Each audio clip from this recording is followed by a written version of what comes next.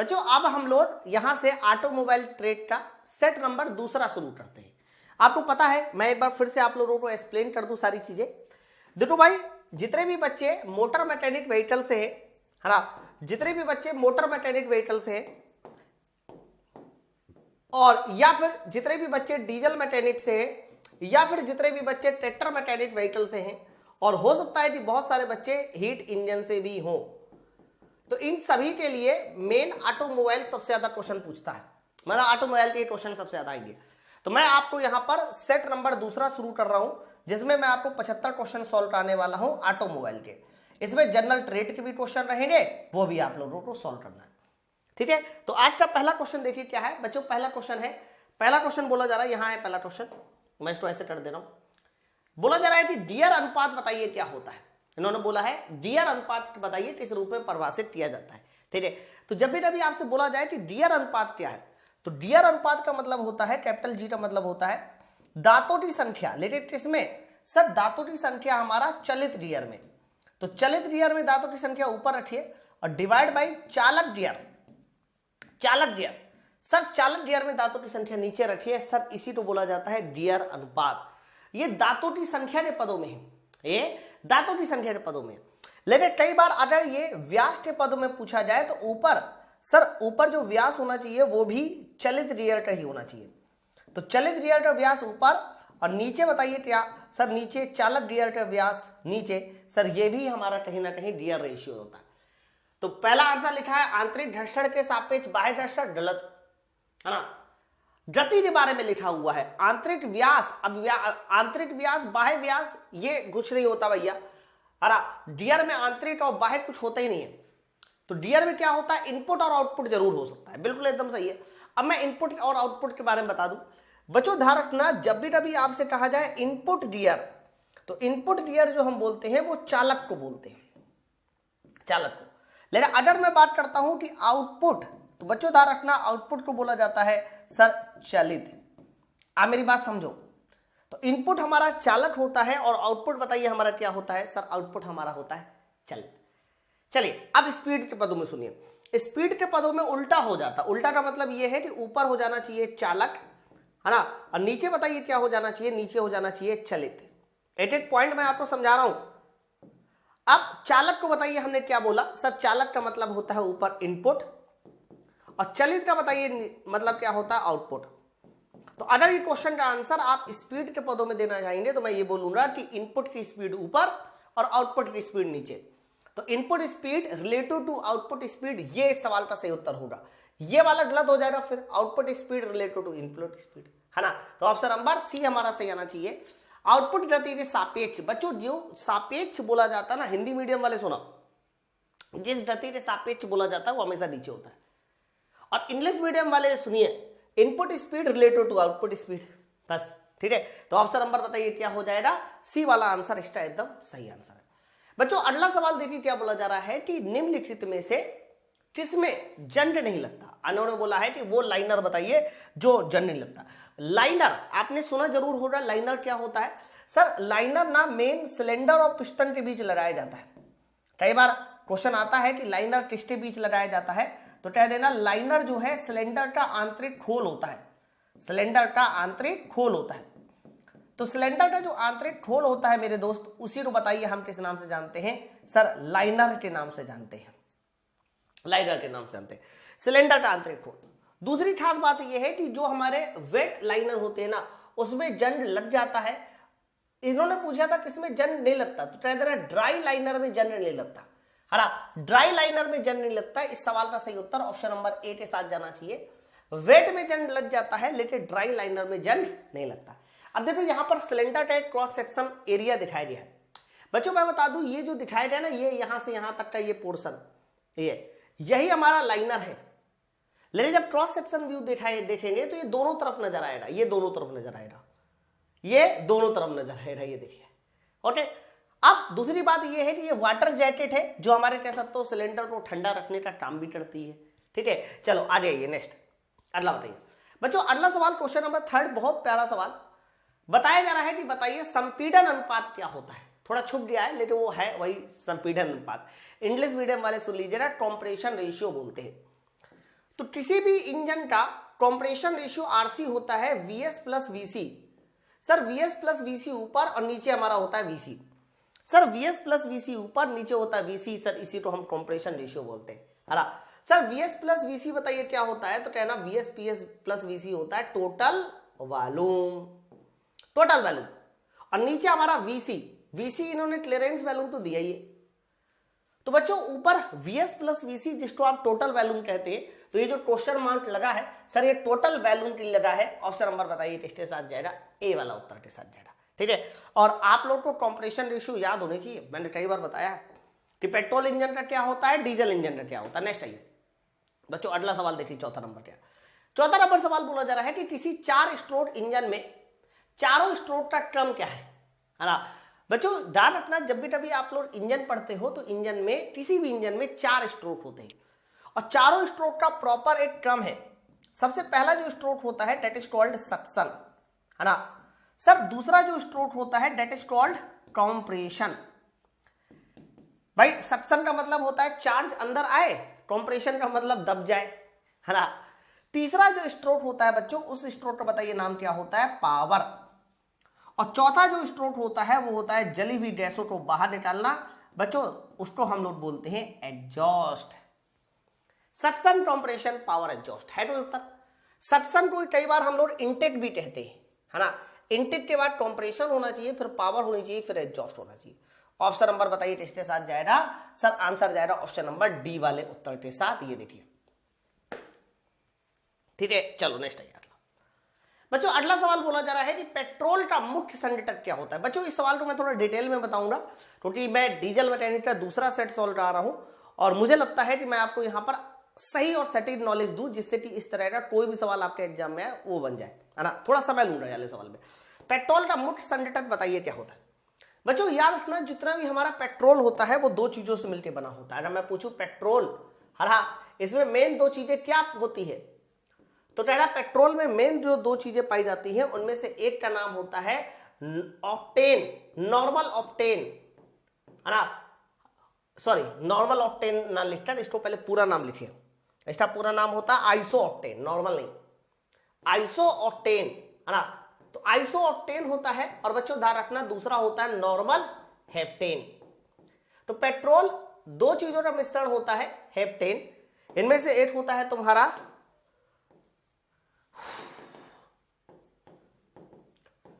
Petrol, 2 चीजों का मिश्रण होता है, इनमें से होता है आइसो ऑक्टेन और ध्यान रखना दूसरा होता है नॉर्मल हेप्टेन। लेकिन ध्यान रखना आइसो ऑक्टेन की जो मात्रा है बच्चों वो ज्यादा होती है। इसकी मात्रा कैसी होती है, सर इसकी मात्रा ज्यादा होती है। और नॉर्मल हेप्टेन की जो मात्रा होती है बच्चों मेरे वो कम होती है। फिर दूसरी चीज एक और पूछी जाती है कि पेट्रोल की गुणवत्ता किससे नापते हैं। तो याद रखना पेट्रोल की गुणवत्ता हम लोग ऑक्टेन नंबर से नापते हैं। किससे नापते हैं, ऑक्टेन नंबर से नापते हैं, है ना। बच्चों भारत में जो पेट्रोल यूज किया जाता है, अगर उसकी ऑक्टेन नंबर पूछी जाए कितनी होती है, तो भारत में यूज किए जाने वाले पेट्रोल की ऑक्टेन नंबर होती है 90 से 94। मान लो भारत में जो भी पेट्रोल यूज करते हैं उसकी ऑक्टेन नंबर 90 से 94 होती है। दूसरा बच्चों आइसो ऑक्टेन ये एक ऐसा केमिकल होता है जो पेट्रोल के लिए बहुत ज्यादा अच्छा है, इसीलिए इसकी मात्रा ज्यादा है। और हेप्टेन ये कम अच्छा है। हेप्टेन एक्चुअली में नॉटिंग करता है, डिटोनेशन करता है, इसलिए हम चाहते हैं कम से कम हो और इसीलिए बेकार है। आइसो ऑक्टेन बहुत अच्छा होता है, इसीलिए कई बार क्वेश्चन आता है कि आइसो ऑक्टेन की ऑक्टेन नंबर कितनी है। तो आइसो ऑक्टेन की ऑक्टेन नंबर 100 मानते हैं। जबकि नॉर्मल हेप्टेन की अगर कोई पूछे कि बताइए नॉर्मल हेप्टेन की ऑक्टेन नंबर क्या नापते हैं, मापते हैं, तो कह देना नॉर्मल हेप्टेन की ऑक्टेन नंबर 0 होती है। मेरे भाई आप मेरी बात समझ रहे हैं। तो ये तो बात हो रही पेट्रोल के बारे में, है ना। फिलहाल आंसर तो मिल ही दिया होगा कि पेट्रोल का मुख्य संघटक क्या होता है, तो आपका आंसर मिल दिया होगा ऑक्टेन, ये मुख्य होता है। अब बात करते हैं कि सर अगर यही क्वेश्चन डीजल का आता तो क्या होता। अब डीजल का भी सुन लीजिए बच्चों। जब हम लोग बात डीजल की करते हैं तो डीजल में मेन 2 कंपोनेंट होते हैं। उनमें से एक होता है तुम्हारा सर C10।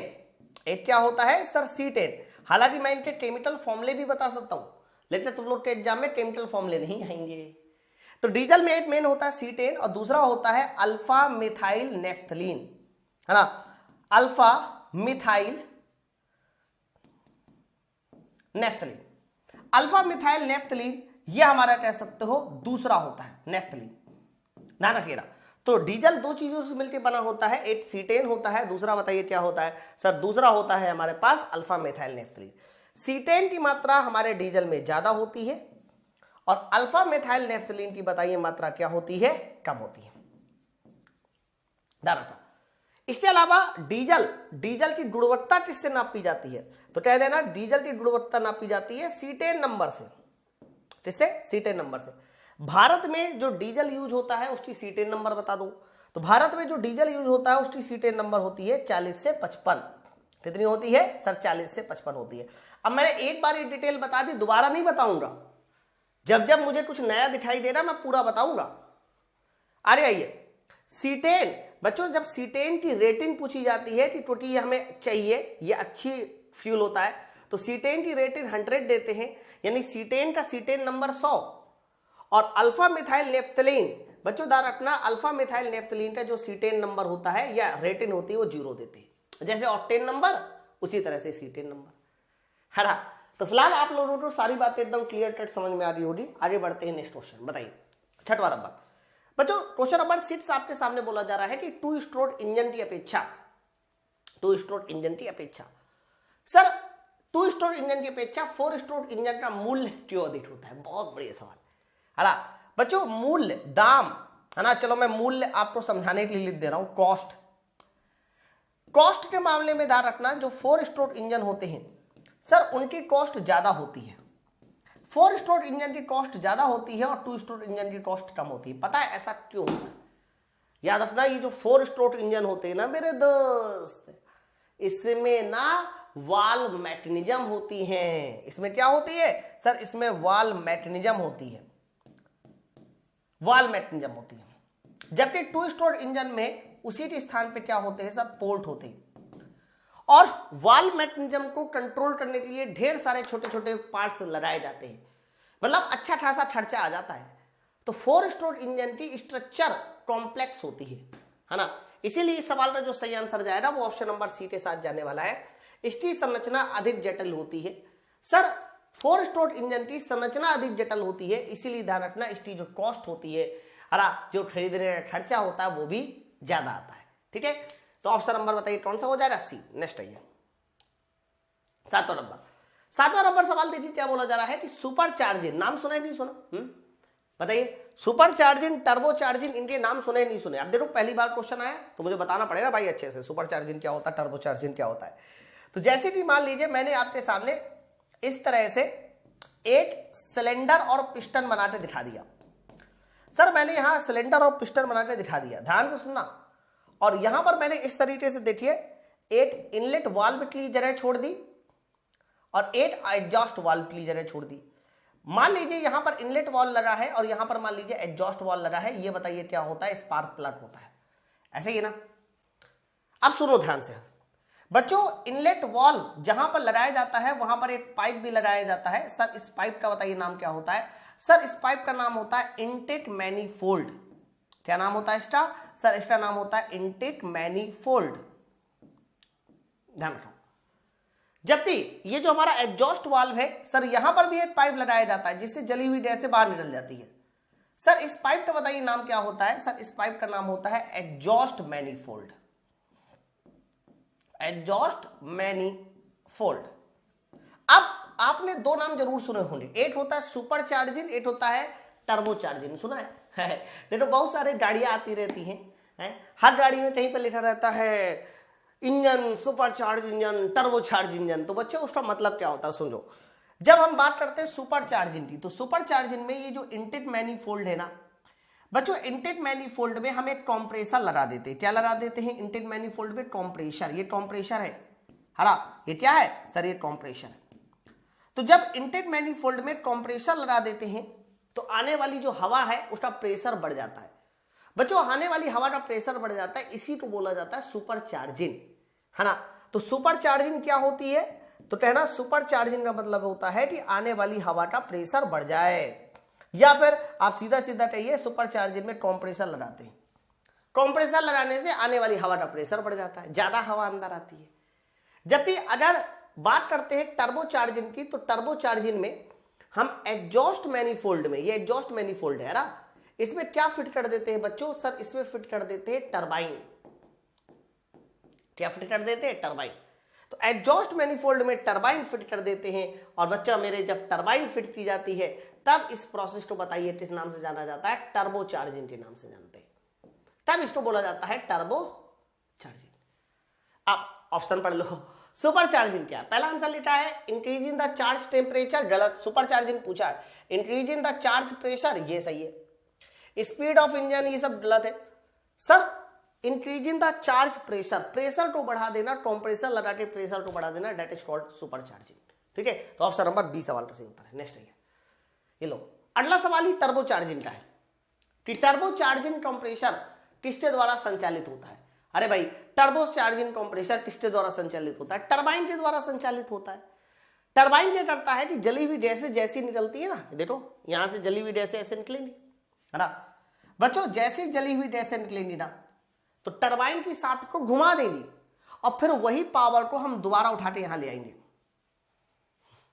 तो ये एक जुगाड़ टाइप का होता है जिसको बोलते हैं टर्बो चार्जिंग। तो टर्बो चार्जिंग कंप्रेसर किसके द्वारा संचालित होता है? तो कहना निकास गैस टरबाइन, मतलब हमने एग्जॉस्ट वाली जो गैस थी ना उसमें एक टरबाइन लगाकर अपनी पावर को प्राप्त कर लिया। ऑप्शन नंबर बताइए क्या हो जाएगा? ए सही आंसर हो जाएगा। ठीक है, चलो नेक्स्ट आइए अगला 9वां नंबर।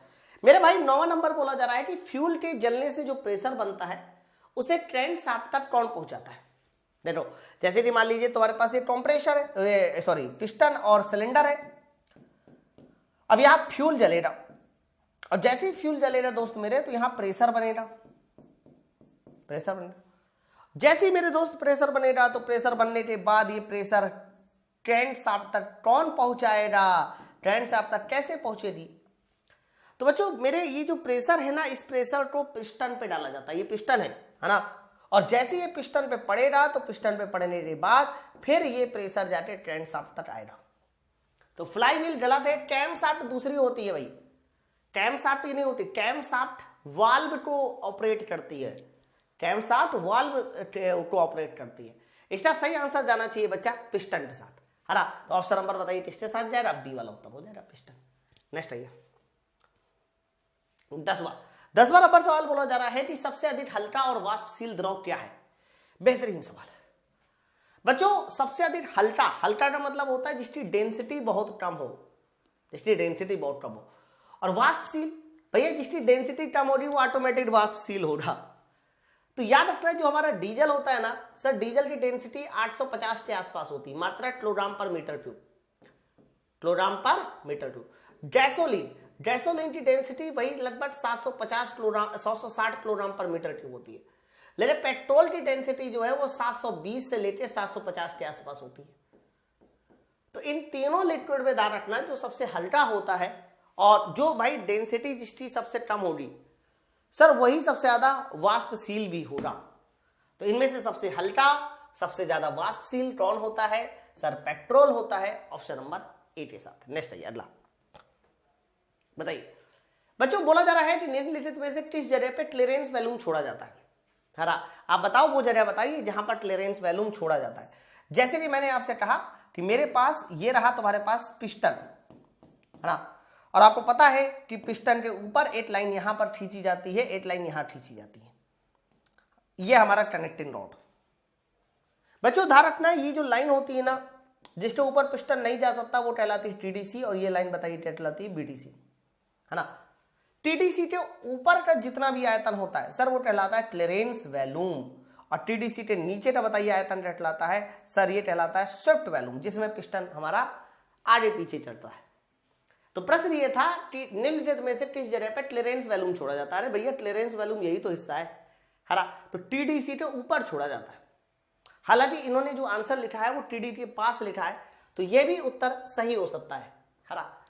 देखो ईडीसी टेडीसी ये सब तो कुछ होता ही नहीं है तो आंसर इसका ऑप्शन नंबर बी होगा। नेक्स्ट आइए बताइए एग्जॉस्ट गैस के नीले धुएं का होने का कारण क्या होता है? बहुत बढ़िया सवाल, बहुत बढ़िया। तो नीला धुआं कैसे बनता है? देखो एक बात मैं पहले बता दूं, जब हमारा ईंधन ज्यादा जलता है, ध्यान से सुनना, जब हमारा ईंधन ज्यादा जलता है तो काला धुआं आता है।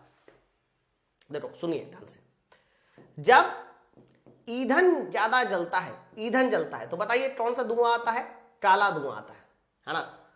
फिर इसके बाद रखना जब केवल लुब्रिकेटिंग ऑयल जलता है, सिर्फ लुब्रिकेंट जलता है, तो वो सफेद धुआं बनाता है।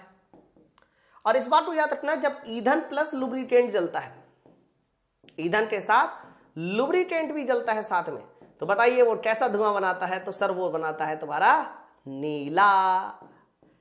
तो तीनों धुएं क्या बताते हैं, इस बात को याद रखिए। प्रश्न बताइए क्या हो जाएगा बच्चों? प्रश्न हो जाएगा कि एग्जॉस्ट में नीला धुआं होने का कारण क्या है? तो नीला धुआं का मतलब है कि पेट्रोल में तेल की मात्रा ज्यादा है, ये तो सही है एकदम। अगला, ignition timing is not good, ये भी सही हो सकता है बच्चों। जब इग्निशन टाइमिंग ही अच्छी नहीं होगी तो उसमें पेट्रोल की मात्रा अनबैलेंस हो जाएगी, और जब पेट्रोल की मात्रा अनबैलेंस हो जाएगी तो वो भी हो सकता है। इसीलिए इस सवाल का सही answer both A and B जाएगा। ये प्रीवियस ईयर सवाल भी है, ऑप्शन में उन्होंने सी वाला आंसर दिया भी है। ठीक है, चलो नेक्स्ट आइए।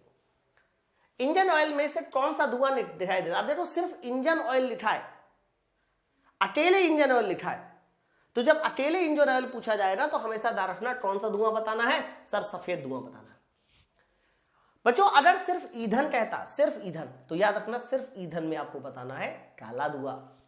चलो नेक्स्ट आइए।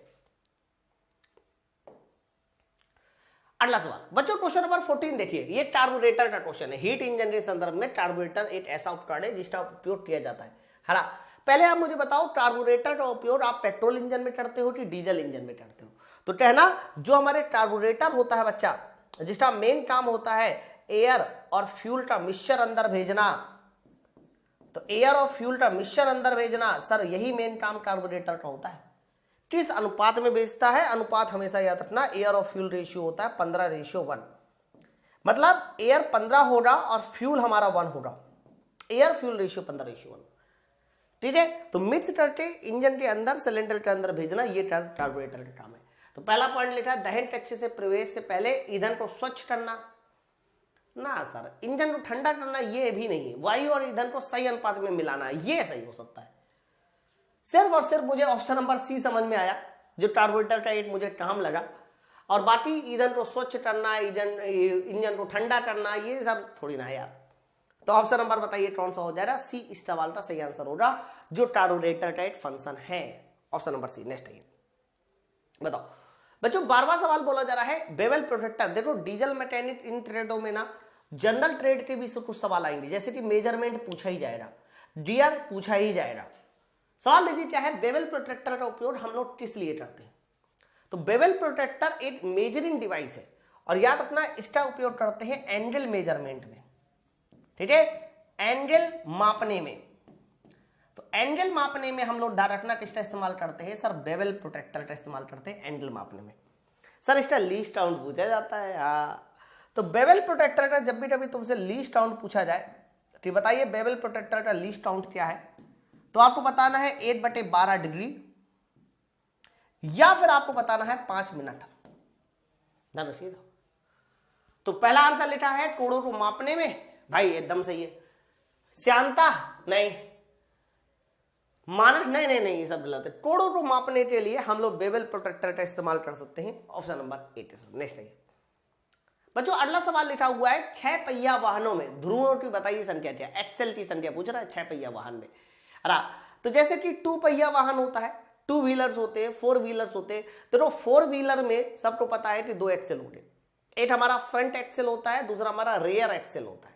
बोलो भाई बच्चों, ध्यान रखना जो हमारे 6 पहिए वाहन होते हैं वो भी यही होते हैं। जैसे कि कई बार जो ठेला होते हैं वो हमारे 6 पहिए वाहन में भी आ जाते हैं। 2 के सेट पीछे लगे होते हैं और 2 हमारे आगे लगे होते हैं, उसमें भी 2 एक्सेल होती है। कितनी एक्सेल होती है? 2। तो याद रखना 6 पहिए वाहन में भी हमारे 2 एक्सेल पाई जाती है, एक होती है फ्रंट एक्सेल और दूसरी होती है रेयर एक्सेल। चलो ऑप्शन नंबर डी। नेक्स्ट आइए, मोटर गाड़ियों में फ्लाई व्हील का क्या काम है? बच्चों ध्यान रखना जितने भी हमारे व्हीकल्स होते हैं और उस व्हीकल में पूछा जाए कि फ्लाई व्हील का मेन काम क्या है, तो फ्लाई व्हील का मेन काम यह होता है कि इंजन से जो एनर्जी मिलती है ना, उस एनर्जी को अपने अंदर स्टोर कर ले। कई बार क्या होता है कि इंजन हमें जरूरत से ज्यादा एनर्जी दे देता है, तो फ्लाई व्हील उस एनर्जी को अपने अंदर स्टोर कर लेता है, और कई बार इंजन जरूरत से कम एनर्जी देता है, तो फ्लाई व्हील उसी एनर्जी को इंजन को वापस कर देता है। है ना। तो एनर्जी को बैलेंस करना, ठीक है, ईंधन और वायु को मिश्रित करना, ये तो कार्बोरेटर का काम होता है। एग्जॉस्ट गैस को कंट्रोल करना गलत है। वेग में कमी करना बकवास। सर इसका सही आंसर जाएगा ऊर्जा संग्रहित करना। इंजन से मिलने वाली एनर्जी को कंट्रोल करना, सर यही हमारे पास किसका काम होता है, फ्लाईव्हील का काम होता है। अरे दो तरह की फ्लाईव्हील आती है, पता ही नहीं पता, बताइए कौन सी होती है। पहली होती है रिंग टाइप फ्लाईव्हील, और याद रखना दूसरी बताइए कौन सी होती है। सर दूसरी होती है डिस्क टाइप फ्लाईव्हील। एक होती है रिंग टाइप, एक होती है डिस्क टाइप।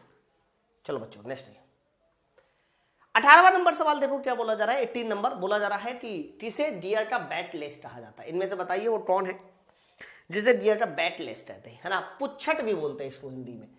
तो बैकलेस का मतलब ये होता है कि जैसे कि मान लीजिए हमारा पहला गियर हो गया ऐसे, फिर ये हमारा दूसरा गियर हो गया, गियर का मतलब दाता हो गया ऐसे ऐसे। तो दोनों गियर के बीच में यहां पर ये जो गैप बन रहा है, ये जो गैप बन रहा है बच्चों, बस इसी गैप को बताइए हम किस नाम से जानते हैं। सर यही गैप कहलाता है हमारा बैकलेस, यही गैप कहलाता है तुम्हारा बैकलेस। ध्यान रखिएगा। तो बताइए इस सवाल का सही आंसर किसके साथ जाएगा। सर इन्होंने बैकलेस कहा है, तो बैकलेस ईंधन की दक्षता है, नहीं गति में वृद्धि, गति में कमी गलत।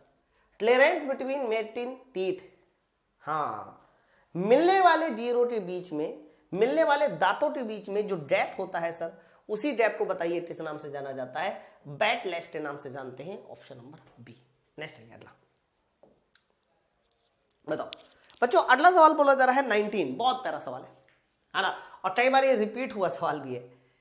प्रश्न ये बोला जा रहा है कि स्निप हाथ से, snip is a hand tools, held tool is used. Snip एक टूल होता है ना, कुछ नहीं होता, कैंची के जैसा ही होता है।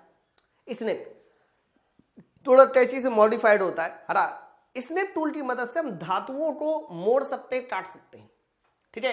तो धातुओं में छेद करना गलत, है, वृत्त के केंद्र को चिन्हित करना गलत, भट्टी के तापमान को मापना टोटली गलत, वो तो पैरोमीटर करता है। धातु की चादरों और कठोर जालों को काटना, धातु की चादरों और कठोर जालों को काटना, यह हमारा कह सकते हो स्निप टूल का एक काम है। बोलो भाई आगे बढ़ते हैं नेक्स्ट क्वेश्चन। बच्चों अगला सवाल क्वेश्चन नंबर 20 देखिए क्या बोला जा रहा है कि पॉजिटिव ड्राइव सिस्टम क्या होता है ना। मैंने आपको बता रखे हैं दो तरह के ड्राइव सिस्टम होते हैं, ध्यान रखना। एक हमारा होता है पॉजिटिव ड्राइव। बच्चों पॉजिटिव ड्राइव हम लोग उस सिस्टम को बोलते हैं जिसमें स्लिप नहीं होती, नो स्लिप, कोई स्लिप नहीं होनी चाहिए, ठीक है। तो जिसमें कोई स्लिप नहीं होती मतलब स्लिप हमारी, आप इसको चाहे ऐसे भी लिख सकते हैं, है ना। बच्चों जिसमें स्लिप का मान बताइए कितना होता है, 0 होता है, उस सिस्टम को बोला जाता है positive drive. Example gear drive, कोई स्लिप नहीं है ना। चैन ड्राइव, कोई स्लिप नहीं है। और इसी तरह से एक सिस्टम होता है जिसको बोलते हैं नेगेटिव ड्राइव। बच्चों नेगेटिव ड्राइव उस सिस्टम को बोला जाता है जिसमें स्लिप का मान 0 नहीं होता। तो जब स्लिप का मान 0 नहीं होगा तो बताइए उस ड्राइव को बताइए किस नाम से जाना जाएगा, नेगेटिव ड्राइव के नाम से, ठीक है। चलो आंसर दीजिए। इन्होंने बोला positive drive, sliding is not allowed, फिसलन की अनुमति होगी। बच्चों यही वाला सही आंसर हो जाएगा, स्लाइडिंग इज नॉट अलाउड यानी फिसलन की अनुमति नहीं होगी, उसी को बोला जाएगा positive drive. Option number A. Next आइए बच्चों, ये सवाल बड़ा इंपॉर्टेंट है, बहुत सारे लोगों को इसमें डाउट भी होता है कि पूछा जाता है कि कार और बाइक इनमें से किसमें सिंगल प्लेट क्लच यूज करते हैं, किसमें मल्टी प्लेट क्लच यूज करते हैं। और बहुत सारे लोगों को इसमें डाउट होता है, लोगों को ऐसा लगा करता है कि कार में मल्टी प्लेट क्लच यूज होगा और बाइक में हमारा सिंगल प्लेट, जबकि ऐसा नहीं है ना। तो मैं आपको बता दूं, जो बाइक होती है ना, बाइक बच्चों ध्यान रखना, बाइक में इस्तेमाल होता है मल्टी प्लेट क्लच। ऐसा इसलिए होता है क्योंकि बाइक में ना हम लोग एक प्लेट लगाकर, बाइक में जगह कम होती है, जगह कम होती है, इसलिए हम छोटी छोटी प्लेटें लगाकर मल्टी प्लेट क्लच यूज करते हैं ताकि सेम पावर पाई जा सके, है ना। लेकिन अगर सिंगल प्लेट क्लच की बात करते हैं तो ध्यान रखना ये क्लच कहाँ इस्तेमाल होते हैं। सर ये क्लच इस्तेमाल होते हैं हमारे कार में। तो बाइक में हमेशा ध्यान रखना मल्टी प्लेट क्लच यूज होते हैं और कार में बताइए सिंगल प्लेट क्लच यूज होते हैं। इसी तरह से आपने एक क्लच और सुना होगा, कोन क्लच। बच्चों जो कोन क्लच होते हैं ना, कोन क्लच, उसका बताइए इस्तेमाल कहां पर होता है। तो क्या ना, कोन क्लच का इस्तेमाल हमारा जो होता है वो मेनली होता है वॉशिंग मशीन में, है ना। तो वॉशिंग मशीन में अगर कोई पूछे कि बताइए कौन सा क्लच इस्तेमाल होता है, तो कह देना ये इस्तेमाल होता है तुम्हारा कोन क्लच। इसके अलावा आपने मोपेड का नाम सुना होगा, मोपेड में भी टोन क्लच का इस्तेमाल होता है। ठीक है, चलो तो फिलहाल इसका आंसर इसके साथ जाएगा, 2 पहिया वाहन की बात की जा रही है, तो आंसर इसका जाएगा ऑप्शन नंबर ए वाले उत्तर के साथ, multiplate clutch, option number A. ठीक है, चलो नेक्स्ट है अगला सवाल देखिए 22वां नंबर। बच्चों 22 नंबर सवाल बोला जा रहा है कि इंजन की ब्रेक शक्ति को मापने के लिए हम लोग इनमें से कौन सा उपकरण इस्तेमाल करते हैं। बच्चों बीपी मापना है, ब्रेक पावर मापना है। अब देखो यहां पर मैं पावर के बारे में थोड़ा सा आपको समझा दूं। जैसे कि मान लीजिए हमारे पास ये रहा पिस्टन, ध्यान से सुनना है, पहले सिलेंडर बनाया, सिलेंडर के अंदर ये रहा हमारा पिस्टन, है ना, और पिस्टन से ये रही बच्चों हमारी क्या, कनेक्टिंग रॉड, और कनेक्टिंग रॉड से बताइए ये क्या रही सर, यह रही हमारी ट्रेंट, ऐसे।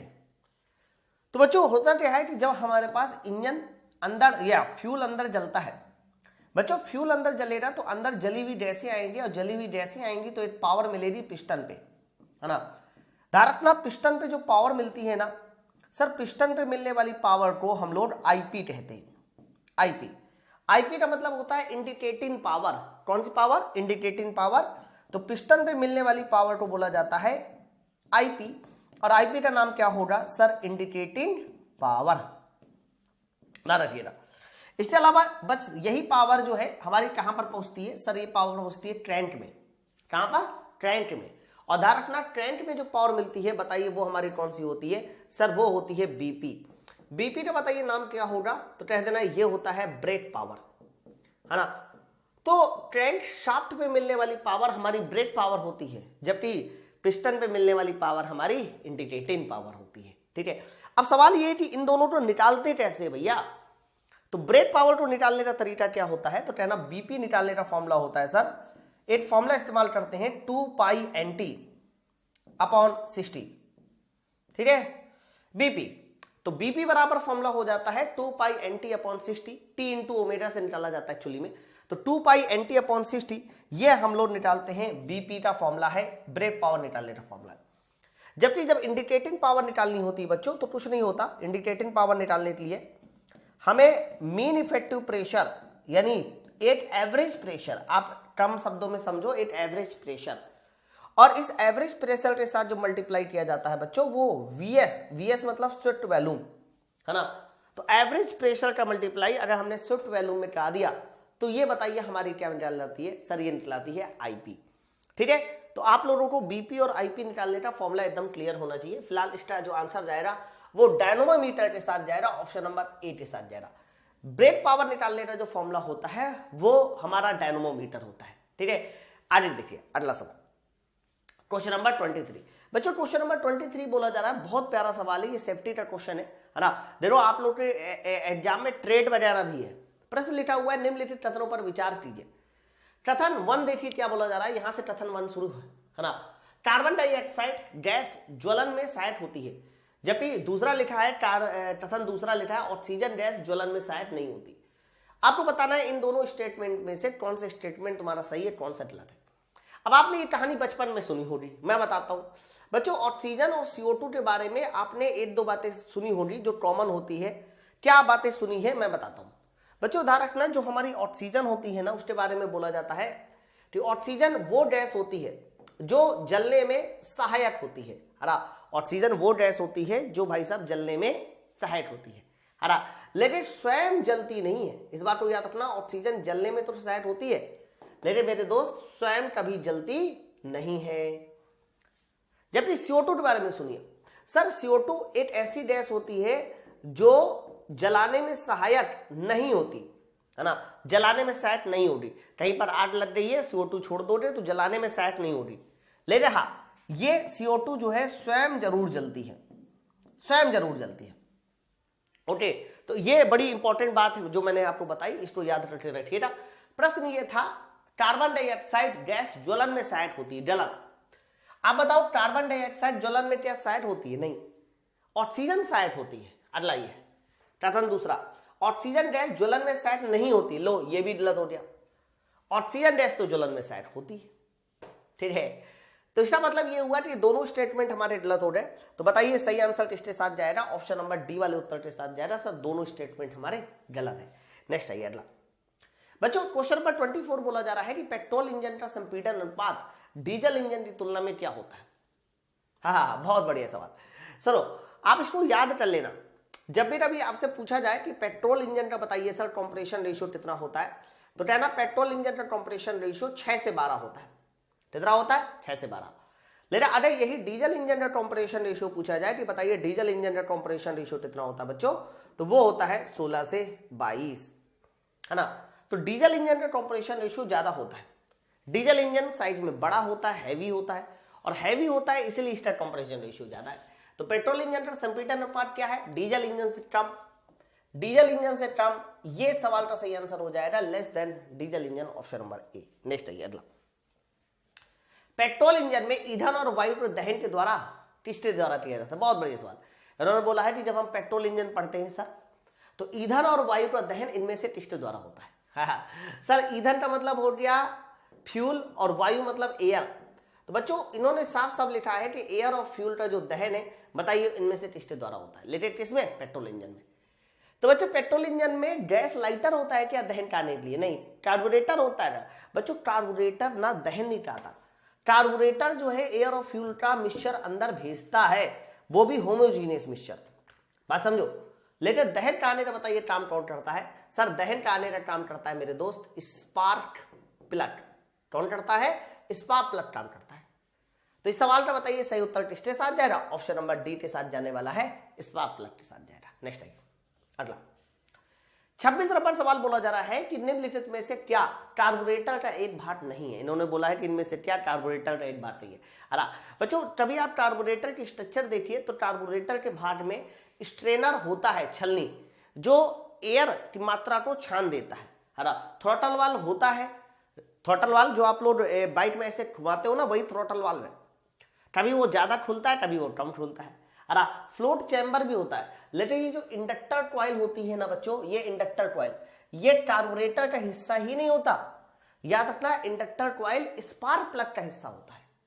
ठीक है, ये इंडक्शन क्रिया करता है जिससे कि स्पार्किंग जनरेट होती है ना। तो इंडक्टर कॉइल बताइए किसका हिस्सा होता है? सर ये स्पार्क प्लग का हिस्सा होता है। बल्कि float chamber, strainer, throttle valve ये सब किसके हिस्से होते हैं? तो कहते हैं ये तीनों हमारे किसके हिस्से होते हैं? ये तीनों होते हैं कार्बोरेटर के हिस्से। ठीक है, चलो ऑप्शन नंबर ए। नेक्स्ट है अगला। बच्चों अगला सवाल बोला जा रहा है कि सीट लैंप क्या होता है? अरे सीट लैंप कुछ नहीं, सी जैसी आकृति होती है और इसी सी जैसी आकृति में ऊपर से एक नट बोल्ट कसा जाता है ऐसे, और यहां पर एक प्लेटफॉर्म बना होता है आपके जॉब को रखने के लिए। तो ये सीट लैंप क्या है ना, एक तरह का वर्कपीस होल्डिंग डिवाइस है, या फिर आप सीधा सीधा बोलो कि सर सीट लैंप जो है वर्क होल्डिंग डिवाइस है। क्या है बच्चों? वर्क होल्डिंग डिवाइस है, वर्क होल्डिंग डिवाइस है। तो बोला जा रहा है कि बताइए सीट लैंप का उपयोग किसके लिए किया जाता है? तो होल्ड द मटेरियल, सामग्री को मजबूती से पकड़ने के लिए, एकदम सही। गोलाकार आकृति बनाने के लिए, गलत। आकृति बनाने के लिए थोड़ी ना इसका इस्तेमाल होता है, लंबाई नापने के लिए, ड्रेन करने के लिए, नहीं नहीं नहीं नहीं।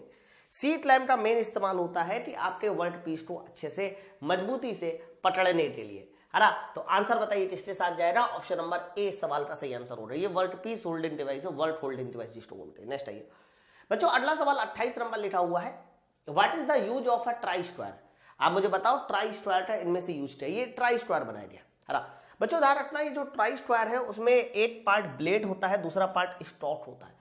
कई बार ये क्वेश्चन आता है कि ट्राई स्क्वायर के दो भागों के नाम क्या क्या है? तो ब्लेड और स्टॉक, ये ध्यान रखिएगा। दूसरी खास बात ये कि जब आप मार्केट में ये लेने जाते हो ना ट्राई स्क्वायर, तो ये मार्केट में जो मिलता है वो length of stock, length of blade के अनुसार मिलता है। आप मार्केट में लेने जाइए तो आपको ब्लेड की लंबाई के अनुसार ट्राई स्क्वायर मिलेगा, है ना। ट्राई स्क्वायर का सबसे पहले मेन एडवांटेज सुनो कि ट्राई स्क्वायर का मेन एडवांटेज क्या है? सर सबसे पहला काम ये है कि ये 90 डिग्री का एंगल चेक करता है ना। तो 90 डिग्री का कोण चेक करने में, 90 डिग्री का कोण चेक करने में, है ना, ये पहला इसका काम है। बच्चों दूसरा ये स्क्वायरनेस चेक करता है। स्क्वायरनेस, स्क्वायरनेस का मतलब क्या होता है? जैसे कि मैं कह दूं मेरे पास ये स्क्वायर है, अब ये परफेक्ट स्क्वायर है या फिर नहीं? भाई ये एंगल 90 का होना चाहिए, है कि नहीं? ये भी चेक कर सकता है। एक भुजा यहां लगा दो, दूसरी भुजा यहां लगा दो, आपको बता देगा कि ये परफेक्ट स्क्वायर है या फिर नहीं। ठीक है, तो ध्यान रखना, इसका दूसरा जो मेन एडवांटेज होता है वो होता है स्क्वायरनेस चेक करने में। ठीक है। तो ये दो मेन काम इसके होते हैं, एक तो 90 डिग्री का एंगल चेक करने में, दूसरा स्क्वायरनेस चेक करने में हमारे ट्राई स्क्वायर का। चलो तो आंसर बताइए किसके साथ जाएगा, आप देख लो पहले तो एंगल साफ साफ समझ में आ रहा है। इसका सही आंसर ऑप्शन नंबर ए हो जाएगा, to check right angle. Very good, option number A. Next आइए बच्चों, अगला सवाल लिखा हुआ है एक्स। कई बार क्या होता है कि आप लोग के सिलेबस में हैंड कटिंग टूल्स भी हैं, है ना। आपके सिलेबस में मशीन टूल्स नहीं है, लेथवेज मशीन नहीं है, लेकिन हाँ हैंड कटिंग टूल्स है। तो जो हमारे हैंड कटिंग टूल्स है वो आपको पढ़ने ही पढ़ने। तो जैसे कि इन्होंने देखा है कि एक हैमर दिखाई दिया आपके सामने, तो चित्र में देखिए इस तरह से एक हैमर दिखाई दिया है, ये रहा दोस्त हैमर। तो बोला जा रहा है कि इस हैमर में जो एक्स वाला हिस्सा दिया है, दिखाई दिया, इस एक्स वाले हिस्से को क्या बोलते हैं बच्चों। हैमर के विभिन्न पार्ट होते हैं, अलग अलग पार्ट को अलग अलग नाम से जाना जाता है। जैसे कि जो ऊपर वाला एस दिखाई दिया इसे बोलते हैं पिन, नीचे वाला जो है इसे फेस, ये नेक कहलाता है ना। यहाँ आई होती है, ये चीट होता है, ये हैंडल होता है, ऐसे ही हमारे कुछ पार्ट होते हैं। फिलहाल इन्होंने ये जो ऊपर वाला हिस्सा एक्स दिखाया हुआ ना, इतना हिस्सा, ये हिस्सा ध्यान रखना। इस हिस्से को बताइए हम किस नाम से जानते हैं सर। इस हिस्से को बोला जाता है चीट दूसरा होता है सर। इस हिस्से को बोला जाता है पिन। क्या बोलते हैं सर, इसको बोलते हैं पिन। ऑप्शन नंबर बी, है ना। अब चाहो तो जल्दी से फटाफट आप हैमर के सारे हिस्से के नाम देख लो। ये देखिए हैमर के मैंने सारे हिस्सों के नाम दिखा रखे हैं, आप एक बार देख लो, है ना। अब देखो ये हमारा हैमर है, हैमर में यहां से लेकर यहां तक ये पूरा हैंडल होता है। अब देखो ऊपर वाला ये जो हिस्सा है ये पिन होता है, और इस तरह से ये जो हिस्सा होता है ये फेस होता है। ये देखिए फेस के थोड़ा सा ऊपर और पिन के नीचे ये सब नेट होता है। ये हिस्सा आई होती है जहां पर हैंडल लगाया जाता है, और ये मोटा वाला जो हिस्सा होता है वो होता है चीट। क्या होता है, चीट। ठीक है। तो आप लोगों को ड्रिप, हमेशा ड्रिप ना जो भी करनी चाहिए वो किनारे से करनी चाहिए। जब भी कभी हैमर में आप लोग ड्रिप करें ना, उसको पीटने के लिए किनारे से। किनारे से क्या होगा कि आपको कम बल लगाकर ज्यादा मूवमेंट मिलेगा, ज्यादा ताकत मिलेगी। ठीक है। तो इसलिए सारे पार्ट के नाम याद कर लो। अगला सवाल लिखा हुआ है कास्ट आयरन में बताइए परसेंटेज ऑफ कार्बन कितना होता है ना। बच्चों इन्होंने बोला है कि कास्ट आयरन में आप मुझे बता दो परसेंटेज ऑफ कार्बन कितना है। बहुत बढ़िया सवाल है। अब इस बात को पहले समझो। देखो जब भी कभी तुमसे कह दिया जाए स्टील, स्टील में बताइए कार्बन की मात्रा कितनी होती है, तो कहना स्टील में कार्बन की मात्रा होती है 0.02% से लेकर 2% के बीच में, है ना। स्टील में कार्बन की जो मात्रा होती है वो 0.02% से लेकर 2% के बीच होती है कार्बन। बच्चों इसके अलावा अगर मैं कास्ट आयरन की बात करता हूं कि कास्ट आयरन में कितने % कार्बन होता है, तो कास्ट आयरन में कार्बन की मात्रा 2% से लेकर 4% के बीच होती है। सुनते रहे ना सब लोग, है ना। इसके अलावा एक और आयरन होता है जो सबसे ज्यादा शुद्ध होता है। बच्चों सबसे ज्यादा शुद्ध आयरन को बोला जाता है रॉट आयरन। क्या बोलते हैं, रॉट आयरन। प्रश्न आएगा कि बताइए रॉट आयरन में कार्बन की कितनी प्रतिशत है। तो याद रखिएगा रॉट आयरन में जो कार्बन का परसेंटेज है, परसेंटेज ऑफ कार्बन है सर, वो 0.02% से कम है। 0.02% से बताइए क्या है, कम है। तो रॉट आयरन में मैंने बता दिया, स्टील में मैंने बता दिया, कास्ट आयरन में मैंने बता दिया। बच्चों जब मैं स्टील की बात करता हूं तो स्टील में फाइनली 4 तरह के स्टील और आपको बताए जाते हैं। कौन कौन से, है ना। तो कहना पहला जो स्टील होता है सर, उस स्टील को बोला जाता है dead carbon steel. Dead carbon steel, ये डेड कार्बन स्टील है। दूसरा बताइए क्या होता है सर, दूसरा होता है लो कार्बन स्टील, पूरे नाम लिख लीजिएगा। तीसरा होता है मीडियम कार्बन स्टील, और अगला नाम होता है बच्चों हाई कार्बन स्टील। ये तीनों नाम आप लोग को पता होना चाहिए, इनका परसेंटेज बहुत पूछा जाता है। लो कार्बन स्टील को हम लोग माइल्ड स्टील के नाम से जानते हैं। किस नाम से जानते हैं, माइल्ड स्टील। बच्चों जो हमारा डेड कार्बन स्टील है ना, पूछा जाए कि बताइए इसमें परसेंटेज ऑफ कार्बन कितना होता है, तो डेड कार्बन स्टील का परसेंटेज ऑफ कार्बन 0.15% से कम। ओके, तो 0.15% से जो भी कम हमारा स्टील होगा वो हमारा डेड कार्बन स्टील में आएगा। लो कार्बन स्टील, बच्चों लो कार्बन स्टील में कार्बन का परसेंटेज 0.15 से 0.45 के बीच होता है। 0.15 से 0.45 होता है ना। Medium carbon steel, medium carbon steel में कार्बन का परसेंटेज 0.45 से 0.8% के आसपास होता है। ओके, और हाई कार्बन स्टील में कार्बन का परसेंटेज 0.8% से बताइए 1.5% तक होता है। ध्यान रखिएगा, हालांकि इसके बाद भी एक दो स्टील आते हैं, लेकिन वो कभी आप लोग के एग्जाम में आए नहीं है, इसलिए मैं उनको नहीं बता रहा हूं। अरा तो ये जरूर आते हैं। तो सवाल ये था कि कास्ट आयरन में बताओ कार्बन की रेंज कितनी है। तो ध्यान रखना, कास्ट आयरन में कार्बन की रेंज 2 से 4% होती है। ऑप्शन नंबर ए सवाल का सही उत्तर है। बच्चों एक और सवाल आता है, वो भी सुन लीजिए, क्योंकि आपके में मटेरियल पूछ लेता है कई बार। सबसे पहला आएगा कि जो हमारा प्योर आयरन होता है, प्योर आयरन, शुद्ध लोहा। हरा बच्चों ध्यान रखना, शुद्ध लोहे का मतलब क्या होता है सर? शुद्ध लोहे का मतलब होता है रॉट आयरन। शुद्ध लोहे का मतलब यही है। पूछा जा रहा है कि बताइए इसका मेल्टिंग टेम्परेचर कितना होता है, मतलब इस पे ये धातु गल जाएगी। फिर आएगा बच्चा स्टील, स्टील का बताइए मेल्टिंग टेम्परेचर कितना होता है। और फिर बच्चों आएगा कास्ट आयरन, पूछा जा रहा है कि बताइए कास्ट आयरन का मेल्टिंग टेम्परेचर कितना होता है। ठीक है, तो जो हमारा प्योर आयरन होता है, यानी जिसमें परसेंटेज ऑफ कार्बन बहुत कम है ना, उसका जो मेल्टिंग टेम्परेचर होता है सर वो होता है 1539 डिग्री सेंटीग्रेड। याद कर लीजिए, प्योर आयरन का मेल्टिंग टेम्परेचर 1539 होता है। लेकिन जैसे इसमें कार्बन की मात्रा बढ़ जाती है, 2% के आसपास पहुंच जाती है, तो वो स्टील हो जाता है और स्टील का मेल्टिंग टेम्परेचर 1539 से कम हो जाता है। मतलब जैसे जैसे कार्बन बढ़ाते हैं वैसे वैसे मेल्टिंग टेम्परेचर कम हो जाता है। तो 1539 से 1500।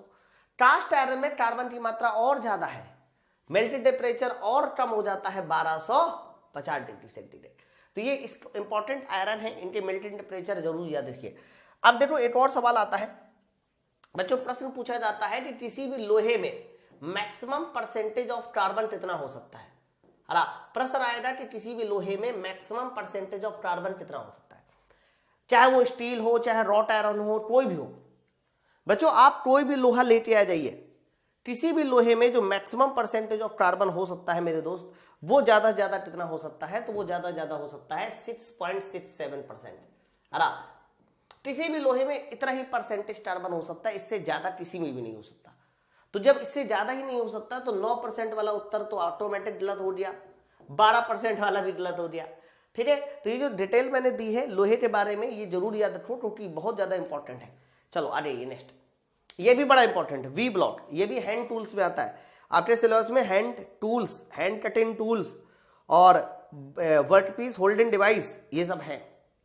बच्चों अगला सवाल क्वेश्चन नंबर 31 बोला जा रहा है कि जो वी ब्लॉक होता है, उस वी ब्लॉक में खांचों का बताइए कितना कोण होता है। पहले आप समझो पहले वी ब्लॉक होता क्या है।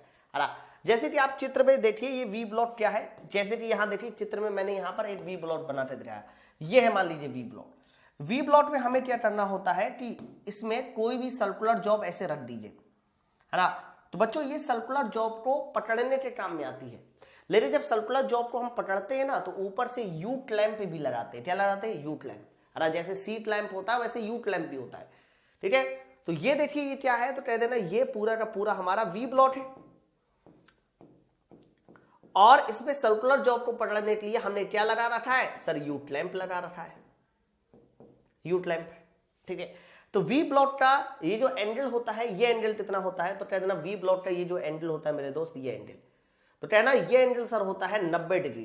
कितना होता है? 90 डिग्री होता है। ठीक है, तो वी ब्लॉक का अगर कोई पॉइंट एंगल पूछा जाए या इंक्लूडेड एंगल पूछा जाए तो आपको बताना है 90 डिग्री। दूसरी खास बात जो मैं आपको बताना चाह रहा था कि वी ब्लॉक का मेन काम क्या है, तो ध्यान रखना ये इसका मेन काम क्या होता है, तो कहना इसका मेन काम है वर्क होल्डिंग डिवाइस, है ना, या फिर यूं कहिए राउंड जॉब को होल्ड करने में, राउंड जॉब को पकड़ने में। ठीक है, तो पहला इसका जो काम होता है वो होता है राउंड जॉब को पकड़ने में।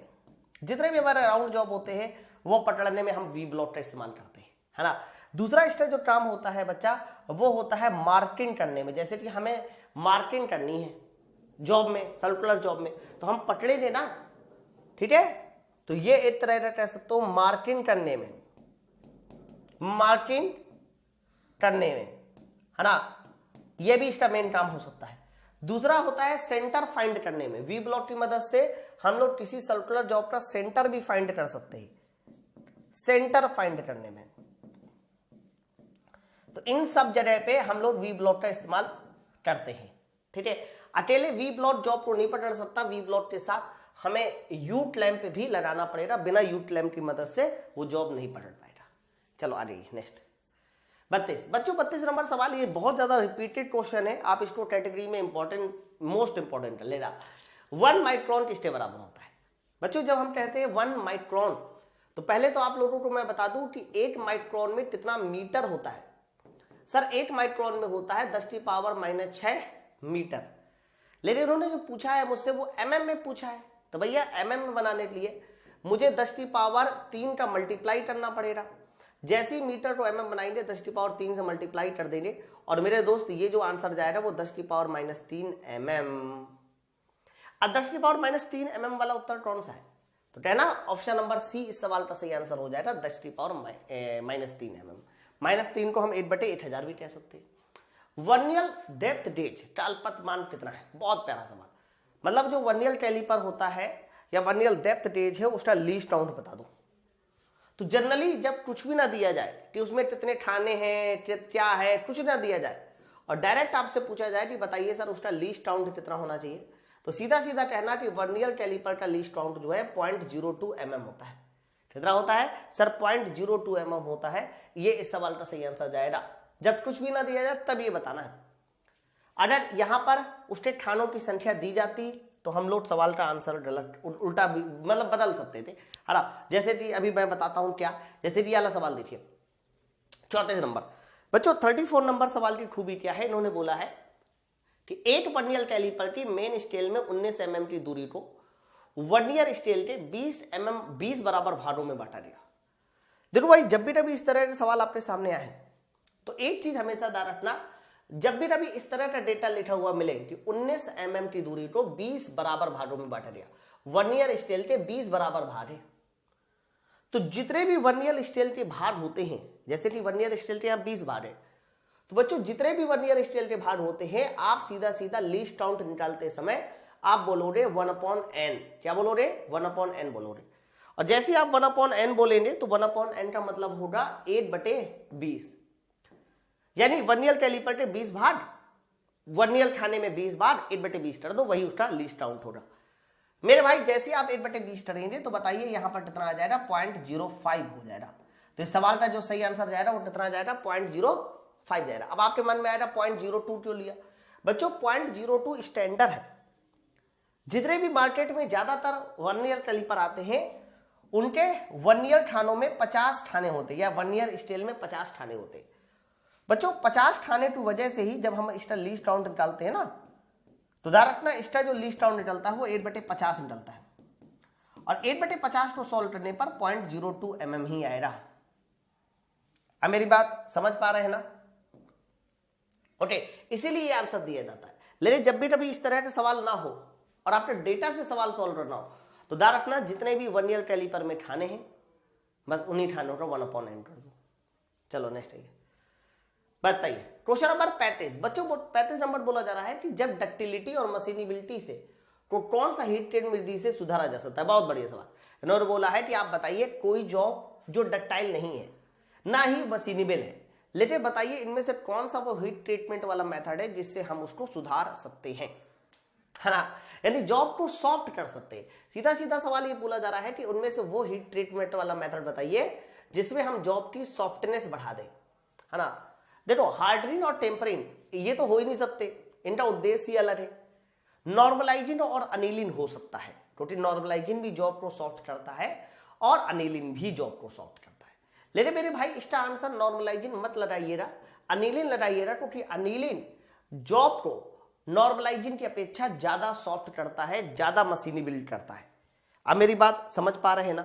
ठीक है, तो इस सवाल का बताइए उत्तर किसके साथ जाएगा? ऑप्शन नंबर डी वाला इसका सवाल का सही आंसर होना चाहिए। अगला सवाल देखिए नेक्स्ट 36 नंबर। बच्चों 36 नंबर बोला जा रहा है कि क्यूपोला पिघलाने के लिए सबसे ज्यादा उपयुक्त कौन सा है? क्यूपोला में पिघलाने के लिए बच्चों मैं आपको बता दूं, आप लोगों के सामने सबसे पहला जो आयरन आता है उस आयरन का नाम होता है पिग आयरन।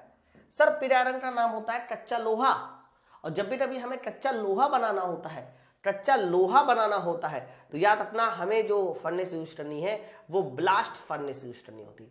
कच्चा लोहा के निर्माण के लिए हमें ब्लास्ट फर्नेस इस्तेमाल करना होता है। लेकिन अगर एक क्वेश्चन आ जाता है कि सर मान लीजिए हमें कास्ट आयरन का निर्माण करना है ना, कास्ट आयरन जिसको आप ढलवा लोहा कहते हैं, तो कास्ट आयरन के निर्माण के लिए हमें जो इस्तेमाल करना होता है दोस्त मेरे, वो इस्तेमाल करना होता है क्यूपोला। तो क्यूपोला फर्नेस का इस्तेमाल हम कास्ट आयरन के निर्माण के लिए करते हैं। तो कौन सी फर्नेस का इस्तेमाल कहां किया जाता है, ये बात आप लोगों को याद होनी चाहिए। तो इन्होंने बोला है कि क्यूपोला पिघलाने के लिए बताइए सबसे अच्छा उपयुक्त क्या है। तो सीधा सीधा कहना क्यूपोला मतलब कास्ट आयरन, और कास्ट आयरन मतलब बताइए क्या हो जाएगा, फेरस मेटल हो जाएगा। ऑप्शन नंबर बताइए किसके साथ जाएगा, ए वाला उत्तर इस सवाल का सही उत्तर होगा। चलो आगे बढ़ते हैं। तो बच्चों हमारा अगला सवाल लिखा हुआ है 37 नंबर कि अनिलिन में कंपोनेंट को निम्न तापमान तक गर्म करते हैं, है ना। बहुत बड़े सवाल। आपको पता है कि अनिलिन एक तरह का हीट ट्रीटमेंट प्रोसेस होता है। ध्यान रखना, अनिलिन एक तरह का कैसा प्रोसेस होता है, हीट ट्रीटमेंट प्रोसेस होता है।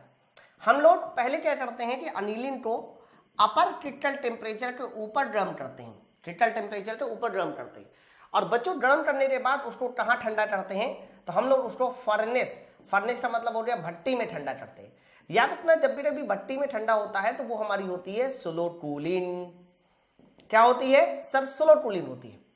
अब आपने किसी जॉब को फर्नेस में ठंडा किया, भट्टी में ठंडा किया, स्लो कूलिंग हो गया। तो स्लो कूलिंग होने के बाद बताइए क्या बनता है, पीएल लाइट बनता है। और पीएल लाइट बनने की वजह से बताइए जॉब कैसा हो जाता है सर, जॉब हमारा सॉफ्ट हो जाता है, जॉब हमारा सॉफ्ट हो जाता है। तो अनिलिन में कंपोनेंट को निम्न तापमान तक गर्म करते हैं, वो कौन सा तापमान है, तो कह देना क्रिटिकल तापमान से थोड़ा अधिक। ऑप्शन नंबर बताइए क्या हो जाता है, ए वाला उत्तर होगा क्रिटिकल टेम्परेचर के ऊपर। ठीक है, ध्यान रखिए इस बात को। नेक्स्ट आइए अगला। बच्चों अगला सवाल 38 नंबर बहुत प्यारा सवाल है। छेनी की अधिक भंगुरता को हटाने के लिए हम क्या करते हैं, है ना। देखो जितने भी तुम्हारे हैंड कटिंग टूल्स होते हैं, आप कुल्हाड़ी का नाम ले लो, ध्यान से सुनिएगा, आप कुल्हाड़ी का नाम ले लो, आप छेनी का नाम ले लो, जितने भी हैंड कटिंग टूल्स होते हैं, है ना, आप जो है आरी का नाम ले लो, कुछ भी ले लो। तो जितने भी तुम्हारे हैंड कटिंग टूल्स होते हैं मेरे दोस्त, हम लोग जब भी कभी उसकी हार्डनिंग करने जाते हैं, मतलब उसको हार्ड करते हैं, तो बच्चों हार्ड करने के बाद ना एक प्रोसेस और किया जाता है। बच्चों उस प्रोसेस का नाम होता है टेम्परिंग। उस प्रोसेस का नाम क्या होता है, टेम्परिंग। तो हार्ड करने के बाद टेम्परिंग की जाती है। और पता है टेम्परिंग क्यों करते हैं बच्चों, टेम्परिंग का मेन उद्देश्य दो चीजें होती है। एक तो उसके अंदर जो ब्रिटलनेस आ चुकी है, भंगुरता आ चुकी है, उस भंगुरता को कम करने के लिए हम लोग भंगुरता को कम करने के लिए टेम्परिंग करते हैं। इसके अलावा ध्यान रखना एक और चीज होती है सर, वो होती है टफनेस, कड़ापन। टफनेस को बढ़ाने के लिए हम लोग क्या करते हैं सर, टेम्परिंग करते हैं। ठीक है, तो छेनी की अधिक भंगुरता को हटाने के लिए, या यूं कहिए कि भंगुरता को कम करने के लिए टफनेस बढ़ाने के लिए टेम्परिंग करते हैं। टेम्परिंग नॉर्मली हार्डनिंग के बाद की जाती है। हमेशा इस बात को याद रखना, टेम्परिंग कब की जाती है सर, हार्डनिंग के बाद की जाती है। Option number A. चलो नेक्स्ट आइए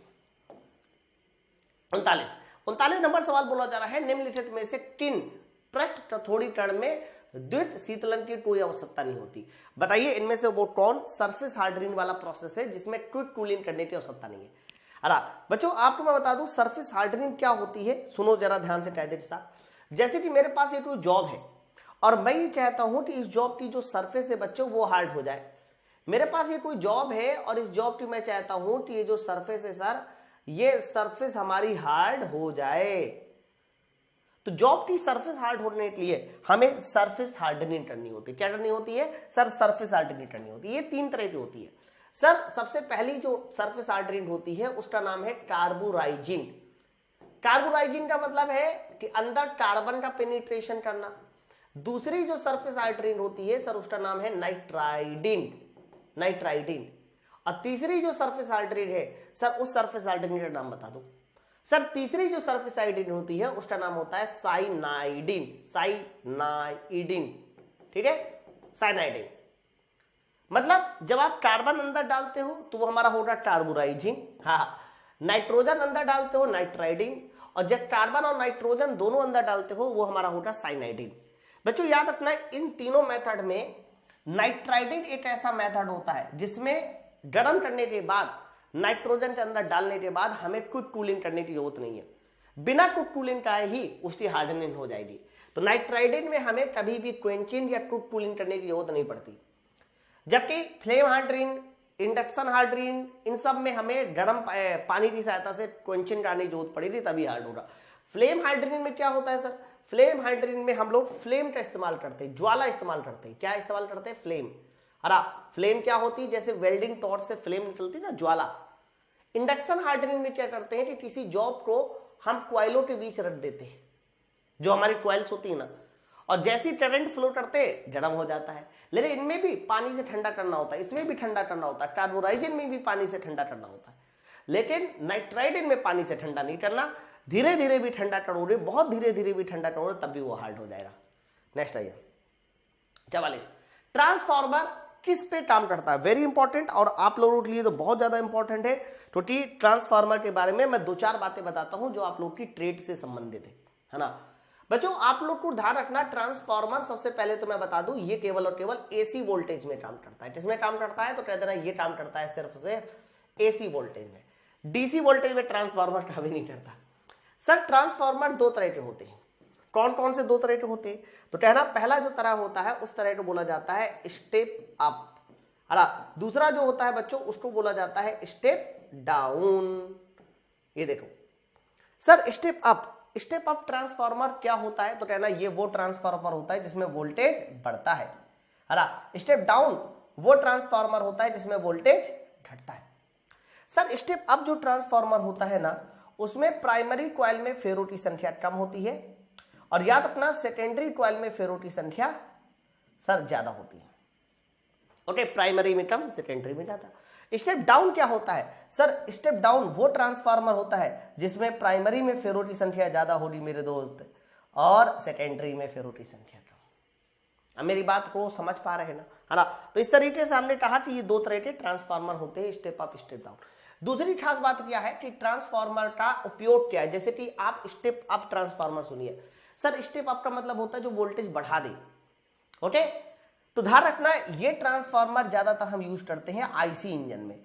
हमारे पास आईसी इंजन जो गाड़ियां आप लोग चलाते हो ना, उसमें स्पार्क प्लग लगा होता है, और स्पार्क प्लग में हम लोग स्टेप अप ट्रांसफार्मर यूज करते हैं। ठीक है, आप आईसी इंजन अगर नहीं लिखना तो एक छोटा सा नाम लिख लेंगे यहां पर, स्पार्क प्लग में जो हम ट्रांसफार्मर यूज करते हैं वो हमारा स्टेप अप होता है। बच्चों आपको पता है, आप बाइक चलाइए तो उसमें एक बैटरी लगी होती है। ध्यान रखना वो जो बैटरी लगी होती है वो मात्र 6 वोल्ट की आती है। अगर कोई आपसे पूछे कि आपके आईसी इंजन में जो बैटरी लगाई जाती है वो कितने वोल्ट की आती है? लगभग 6 वोल्ट की होती है। लेकिन फिर भी हमें जब स्पार्किंग करानी होती है तो वोल्टेज चाहिए होता है 20,000 से 30,000 वोल्ट। वेरी गुड, मतलब बैटरी आपने सिर्फ लगाई है 6 वोल्ट की, और स्पार्किंग कराने के लिए जो वोल्टेज चाहिए होता है वो 20,000 से ऊपर वोल्टेज चाहिए होता है मेरे दोस्त। तो 6 वोल्ट को 20,000 वोल्ट बनाना है तो कौन सा ट्रांसफार्मर लगाना होगा? Step up. अब मेरी बात समझ पा रहे हैं ना, है ना? बच्चों आप लोग जो बैटरी यूज करते हैं ना आईसी इंजन में, वो होती है लेड एसिड बैटरी। ध्यान रखना वो कौन सी बैटरी होती है। अगर कोई पूछे कि आपके इंजन में सर गाड़ियों में जो बैटरी यूज करते हैं वो कौन सी बैटरी होती है, तो कह देना वो बैटरी होती है लेड एसिड बैटरी। और कोई आपसे पूछे कि बताइए उसमें कौन सा एसिड भरा जाता है, तो एसिड का बच्चों नाम भी आप लोगों को बताना है, H2SO4। ये वो एसिड होता है जो बैटरी में भरा होता है। तो बैटरी 1.5 वोल्ट की होती है, मात्र 1.5 वोल्ट। उसको 20,000 वोल्ट बनाना होता है स्पार्किंग करने के लिए, इसलिए स्टेप। चलिए स्टेप डाउन सुनिए। आप लोगों का जो मोबाइल का चार्जर होता है, मोबाइल का चार्जर, बच्चों मोबाइल के चार्जर के पीछे बैटरी देखिए वो 1.5 वोल्ट की होती है ना। मोबाइल के चार्जर पीछे बैटरी 1.5 वोल्ट की होती है, और आपके घरों में सप्लाई आती है 220 वोल्ट। आपने चार्जर लगाया, बैटरी तो वहां 1.5 वोल्ट की है ना, लेकिन सप्लाई कितनी की आ रही है आपके घरों में? 220 वोल्ट। तो बच्चों स्टेप डाउन ट्रांसफार्मर क्या करता है? 220 वोल्ट की सप्लाई को 1.5 वोल्ट बना देता है ना। 220 को क्या बना देता है? 1.5 बना देता है। इसका मतलब मोबाइल का जो चार्जर होता है, मोबाइल चार्जर में हम लोग स्टेप डाउन ट्रांसफार्मर का इस्तेमाल करते हैं। स्टेप डाउन ट्रांसफार्मर का इस्तेमाल कहां करते हैं? मोबाइल के चार्जर में करते हैं। ठीक है, तो ट्रांसफार्मर किससे काम करता है? तो इसका सही आंसर केवल और केवल एसी सर्किट होगा, ऑप्शन नंबर ए। एक बात मैं और बता दूं आपको बच्चों, याद रखना जो हमारा ट्रांसफार्मर होता है वो एक स्टैटिक मशीन होता है। कैसी मशीन होता है? स्टैटिक मशीन होता है ना। स्टैटिक मशीन मतलब इसमें कोई चलने वाला पार्ट नहीं होता। बच्चों जब चलने वाला कहीं पर पार्ट नहीं होता तो उसका घर्षण 0 होता है, और जहां पर घर्षण 0 होता है वहां पर दक्षता अधिकतम आती है। तो ट्रांसफार्मर की जो दक्षता है बच्चों वो 95% तक हो सकती है। कितने तक? 95% तक। अच्छा क्यों ऐसा हुआ? क्योंकि घर्षण 0 है ना भाई, कोई चलने वाला पार्ट ही नहीं है यार। लेकिन मैं आपको बता दूं, जब आप डीजल इंजन और पेट्रोल इंजन की बात करते हैं मेरे भाई, तो डीजल इंजन, और पहले तो ये याद कर लो, डीजल इंजन और पेट्रोल इंजन में डीजल इंजन की दक्षता ज्यादा होती है। डीजल इंजन और पेट्रोल इंजन में किसकी ज्यादा होती है? डीजल इंजन की। लेकिन इन दोनों में चलने वाले पार्ट बहुत होते हैं, आप देखो काफी ज्यादा होते हैं, इसीलिए इनकी दक्षता काफी कम होती है। ध्यान रखना, डीजल इंजन की दक्षता 35% के आसपास होती है और पेट्रोल इंजन की दक्षता 30% के आसपास होती है। मैं ये अप्रॉक्स आइडिया बता रहा हूं आपको, ठीक है। क्यों भाई इतनी कम क्यों हुई? इसीलिए क्योंकि इनमें चलने वाले पार्ट है, चलने वाले पार्ट है तो घर्षण है, घर्षण है तो दक्षता कम हो जाएगी। सवाल का सही आंसर जाएगा ऑप्शन नंबर ए वाले उत्तर के साथ। हाँ, एक पॉइंट छूट गया, देखो ट्रांसफार्मर किस सिद्धांत पे काम करता है? सिद्धांत बताइए। तो बच्चों ध्यान रखना, ट्रांसफार्मर का जो सिद्धांत होता है वो होता है अन्योन प्रेरण। तो अन्योन प्रेरण के सिद्धांत पे बताइए कौन काम करता है? सर ट्रांसफार्मर काम करता है, ठीक है। चलो आगे बढ़िए, नेक्स्ट बताइए NH3 का पद नाम क्या है ना बच्चों? आप लोग को मैं बता दूं, आप लोग कोई भी कार आज की यूज कीजिए, कोई भी गाड़ी यूज कीजिए, हर एक गाड़ी में देखो हमारे पास एसी आने लगी, तो हमें एसी के बारे में भी थोड़ी बहुत जानकारी होनी चाहिए। जैसे उन्होंने बोला है कि अमोनिया का बताइए डेजिग्नेशन क्या है। तो मैं डेजिग्नेशन बताता हूं, ध्यान से सुनो। सर जब भी कभी हमें किसी भी चीज का डेजिग्नेशन करना होगा तो हम उसका अणु भार निकालेंगे। क्या निकालेंगे? अणु भार निकालेंगे, और अणु भार को 700 के आगे जोड़ देंगे, अणु भार को 700 के आगे जोड़ देंगे। सर वही उसका डेजिग्नेशन होगा। मैं बताता हूं, जैसे कि आपको बताइए, अगर मैं CO2 की बात करता हूं, CO2 की, तो CO2 का अणु भार 44। तो बताओ इसको कैसे शो करेंगे? सर इसको शो करेंगे R744 से। देख लो, पानी H2O, H2O का अणु भार कितना होता है सर? 18, तो R718। SO2 64, R764। मेरे भाई अमोनिया की बात करते हैं, इसी तरह से अमोनिया हो जाएगा R717। तो जब भी कभी हमें रेफ्रिजरेंट का डेजिग्नेशन करना होगा आप इस तरह से कर सकते हैं। अमोनिया बताइए किसके साथ जाएगा? R717 के साथ जाएगा, ऑप्शन नंबर ए के साथ जाएगा। नेक्स्ट है अगला, ये आसान है। देखो जहां जहां मुझे डिटेल देने की जरूरत है मैं वहां डिटेल दूंगा, और जहां डिटेल देने की जरूरत नहीं, तुरंत आंसर बताने की जरूरत है, तो वहां आंसर नहीं भी दूंगा। जैसे कि सवाल लिखा है जिंक कोटेड आयरन क्या होता है? तो जब भी कभी हम आयरन में जिंक की परत चढ़ा देते हैं तो जंग लगने का खतरा खत्म हो जाता है ना। अगर हमने आयरन में जिंक की परत चढ़ा दी तो जंग लगने का खतरा खत्म हो जाता है, और ऐसे आयरन को बोला जाता है galvanised iron, option number D. Next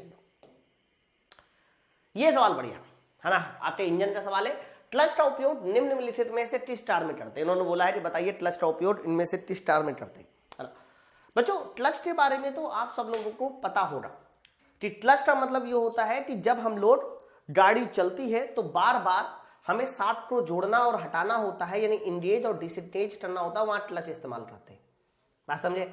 और आप लोग को मैं आपको बता दूं, जब भी कभी आपसे पूछा जाए कि आप लोग आईसी इंजन में कौन वाला क्लच यूज करते हो, आईसी इंजन में कौन सा क्लच यूज करते हो, तो कहना आईसी इंजन में मेन यूज करते हैं हम लोग फ्रिक्शन क्लच। अगर मैं आपसे पूछूं आईसी इंजन में कौन सा क्लच यूज करते हैं, तो कह देना वो यूज करते हैं हम लोग फ्रिक्शन क्लच, जिसको आप बोलते हैं घर्षण क्लच, है ना। बच्चों सबसे पहला पॉइंट लिखा है गाड़ी की धीमी करने में, बिल्कुल एकदम सही है। देखो जब आप गाड़ी को स्टार्ट करते हो तो हम लोग ऐसे क्लच को पकड़े रहते हैं, और जैसे ही आप क्लच को छोड़ते हो ना तो वो क्लच जाके इंगेज हो जाता है। क्लच को छोड़ दिया तो क्लच जुड़ गया, समझे बात को? मैं फिर से बता रहा हूं, सुनो। जब क्लच दबाते हैं, जब क्लच दबाते हैं, है ना, तो ध्यान रखना वो किस अवस्था में होता है? डिसएंगेज होता है, डिसएंगेज होता है। आपने दबा रखा, क्लच नहीं जुड़ा होगा, डिसएंगेज होगा, है ना। और अगर क्लच छोड़ते हैं, क्लच छोड़ते हैं, तो जैसे ही क्लच छोड़ते हैं तो बताइए क्लच जो है हमारा क्या हो जाता है? इंगेज हो जाता है, जुड़ जाता है, जिसको बोलते हैं जुड़ जाता है। इस बात को याद रखिए। तो जब आप गाड़ी स्टार्ट करते हो तो पहले आप क्लच को दबाए रखते हो, डिसएंगेज, और धीरे धीरे जैसे ही क्लच छोड़ते हैं मेरे भाई, जैसे ही क्लच छोड़ते हैं वैसे ही देखिए वो जुड़ जाता है, गाड़ी हमारी आगे बढ़ने लगती है। तो गाड़ी को स्टार्ट करने में बच्चों जब भी कभी हम ब्रेक लगाते हैं तो पहले क्लच को हटा लेते हैं, दबा लेते हैं, डिसएंगेज कर लेते हैं, फिर ब्रेक लगाते हैं पैर से, याद है? तो ब्रेक लगाने में, गियर बदलने में, हाँ गियर बदलते समय भी हम लोग क्लच का इस्तेमाल करते हैं। गाड़ी की गति को धीमे करना है इन सभी टर्मों में हम लोग क्लच का इस्तेमाल करते हैं। ऑप्शन नंबर बताइए किसके साथ जाएगा, डी वाला उत्तर होगा। चलो नेक्स्ट आइए। स्टील प्रक्रिया से कठोर हो सकता है, इन्होंने बोला है कि स्टील इनमें से बताइए किस प्रक्रिया से हार्ड हो सकता है। ठीक है, बहुत बढ़िया सवाल। पहला लिखा है कार्बोराइजिन, साइनाइडिन और induction hydrin. Steel can be harden quickly. अच्छा, साफ साफ लिखा है क्विकली। क्विकली का मतलब है तेजी से। अब सुनो ध्यान से, यहां पर देखो कार्बोराइजिन और साइनाइडिन, इनसे स्टील हार्ड तो होता है लेकिन इनसे क्विकली नहीं होता। क्यों भाई, क्यों नहीं होता? क्योंकि जब तक घंटों कार्बन उसके अंदर जाएगा नहीं तब तक वो हार्ड होगा नहीं। जब तक घंटों कार्बन नाइट्रोजन उसके अंदर जाएगा नहीं तब तक वो हार्ड नहीं होगा, है ना। तो क्विकली वाला जो वर्ड है, क्विकली का मतलब होता है तेजी से। तो आप भैया पहले तेजी से उसको गर्म कर लो, ठंडा कर दो, हार्ड हो गया, है ना। तो तेजी से गर्म करके ठंडा करने की प्रक्रिया हमारी इंडक्शन हार्डनिंग में हो सकती है। ऑप्शन नंबर सी वाला उत्तर होगा। तो क्विकली वर्ड की वजह से हमने इसका आंसर इंडक्शन हार्डनिंग लगाया। कार्बोराइजिन में हम कार्बन अंदर डालते हैं, समझो बात को, नाइट्राइडिन में कार्बन अंदर डालते हैं, लेकिन वो प्रक्रिया बहुत धीरे धीरे होती है मेरे दोस्त। सवाल देखिए, 18/8 स्टेनलेस स्टील में क्रोमियम प्रतिशत क्या? बहुत बड़े सवाल बच्चों। जितने भी हमारे स्टेनलेस स्टील है बच्चों, वो जो 18/8 के फॉर्म में दिखाए जाते हैं, 18/10 के फॉर्म में दिखाए जाते हैं, ये सारे के सारे स्टेनलेस स्टील में शुरुआत का जो 18% है बच्चा, उसका मतलब होता है क्रोमियम। ऊपर वाला 18% मतलब क्रोमियम, जबकि नीचे वाले 8% का बताइए मतलब क्या होगा, निकेल, है ना। तो स्टेनलेस स्टील में ऊपर वाला 18 क्रोमियम, नीचे वाला 18, 8 निकेल। इन्होंने किसकी मात्रा पूछी है? क्रोमियम की मात्रा पूछी है। ऑप्शन नंबर बताइए, ए वाला उत्तर होगा 18%। ठीक है, चलो नेक्स्ट है अगला बच्चों। अगला सवाल है 46 नंबर सवाल। स्टेनलेस स्टील में जंग रोधी क्षमता किस अवयव के कारण होती है? स्टेनलेस स्टील में बताइए जंग रोधी क्षमता। बच्चों याद रखना, स्टेनलेस स्टील आपने सुना भाई होगा, है, मैं आपको फिर से बता दूं। आपके घरों में एक लोहे वाली कढ़ाई होती है और एक स्टेनलेस स्टील की कढ़ाई होती है। बर्तन देखिए, लोहे वाली कढ़ाई में जंग लग जाता है, लेकिन मेरे भाई स्टेनलेस स्टील में जंग नहीं लगता। पता है क्यों? क्योंकि स्टेनलेस स्टील में मिला होता है मेरे दोस्त क्रोमियम, है ना। और एक और चीज भी स्टेनलेस स्टील में मिलाई जाती है, निकेल। बच्चों जब भी कभी हम क्रोमियम मिलाते हैं ना स्टेनलेस स्टील में, तो याद रखना उसमें जंग लगने का खतरा खत्म हो जाता है। अगर हम उसमें निकेल मिलाते हैं, क्या मिलाते हैं? निकेल। तो निकेल मिलाने से उसके अंदर हाई टेम्परेचर सहने का गुण आ जाता है, याद रखिएगा। ठीक है, तो स्टेनलेस स्टील में जंग रोधी क्षमता किस अवयव के कारण होती है? तो कह देना इसका आंसर जाएगा सर क्रोमियम के साथ, क्रोमियम के कारण होती है। Option number B. जहां जहां जंग लगने का खतरा है वहां वहां क्रोमियम मिला दो, कभी जंग नहीं लगेगा। सवाल देखिए क्या है, निषेधात्मक चिन्ह कैसा रंग का होता है? इन्होंने बोला है कि जो निषेधात्मक चिन्ह होता है वो कैसा रंग का होता है? प्रोहिबिशन बोलते हैं, लिखा भी होगा हरा। बच्चों प्रोहिबिशन का मतलब ये होता है कि प्रोहिबिशन कैसे होता है कि आप लाल रंग का एक सर्कल बना दो, आप लाल रंग का एक सर्कल बना दो, फिर जिसको आपको निषेध करना है, मान लो किसी को निषेध करना है, मान लीजिए मैंने आपसे कहा कि यहां पर जो है बीड़ी पीना जो है मना है, मैंने ऐसे बोला यहां पर बीड़ी पीना जो है ऐसे मना है, ऐसे बीड़ी बना दी। तो बच्चों जिसको मना करना होता है उसको ऐसे लाल से कैंसिल कर देते हैं। ये चिन्ह जो होता है वो निषेध का होता है, प्रोहिबिशन का होता है। तो प्रोहिबिशन में जो कुछ भी हमारा सर्कल बनाया जाता है वो लाल कलर का होता है। Option number B. चारों जो सिंबल है ना, सेफ्टी सिंबल, ये सब याद कर लो। Option number B. बताइए फिलर मेटल का गलनान जोड़ी जाने वाली धातु के गलनान से क्या होता है ना। बच्चों आपने वेल्डिंग तो सुना ही होगा, जब भी कभी हम वेल्डिंग पढ़ते हैं ना तो वेल्डिंग में होता क्या है कि जिन दो धातुओं को हमें जोड़ना होता है, जैसे कि इन दो धातुओं को हमें जोड़ना है, तो बच्चों जिन दो धातुओं को हमें जोड़ना होता है बच्चों, उन दो धातुओं को बोला जाता है बेस मेटल। ये हमारी कौन सी मेटल है सर? हमारी बेस मेटल है, बेस मेटल।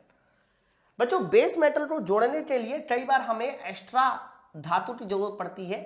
तो जब हमें एक्स्ट्रा धातु की जरूरत पड़ती है मेरे दोस्त, उस एक्स्ट्रा धातु की छड़ को बोला जाता है फिलर रॉड। ये हमारी फिलर रॉड है। ये क्या है सर? ये हमारी फिलर रॉड है। हमेशा इस बात को याद रखना, जब भी कभी फिलर रॉड ऐसे पिघलेगी, यहां से क्या आएगी? हीट आएगी, और हीट आने के बाद जैसे ये पिघलेगी, है ना, तो पिघलने के बाद चलो हीट भी बना देते हैं, ऐसे गर्मी आएगी। अब वो हीट अलग अलग तरीकों से आ सकती है, या तो वो आर्क से आ सकती है या तो फ्लेम से आ सकती है ना।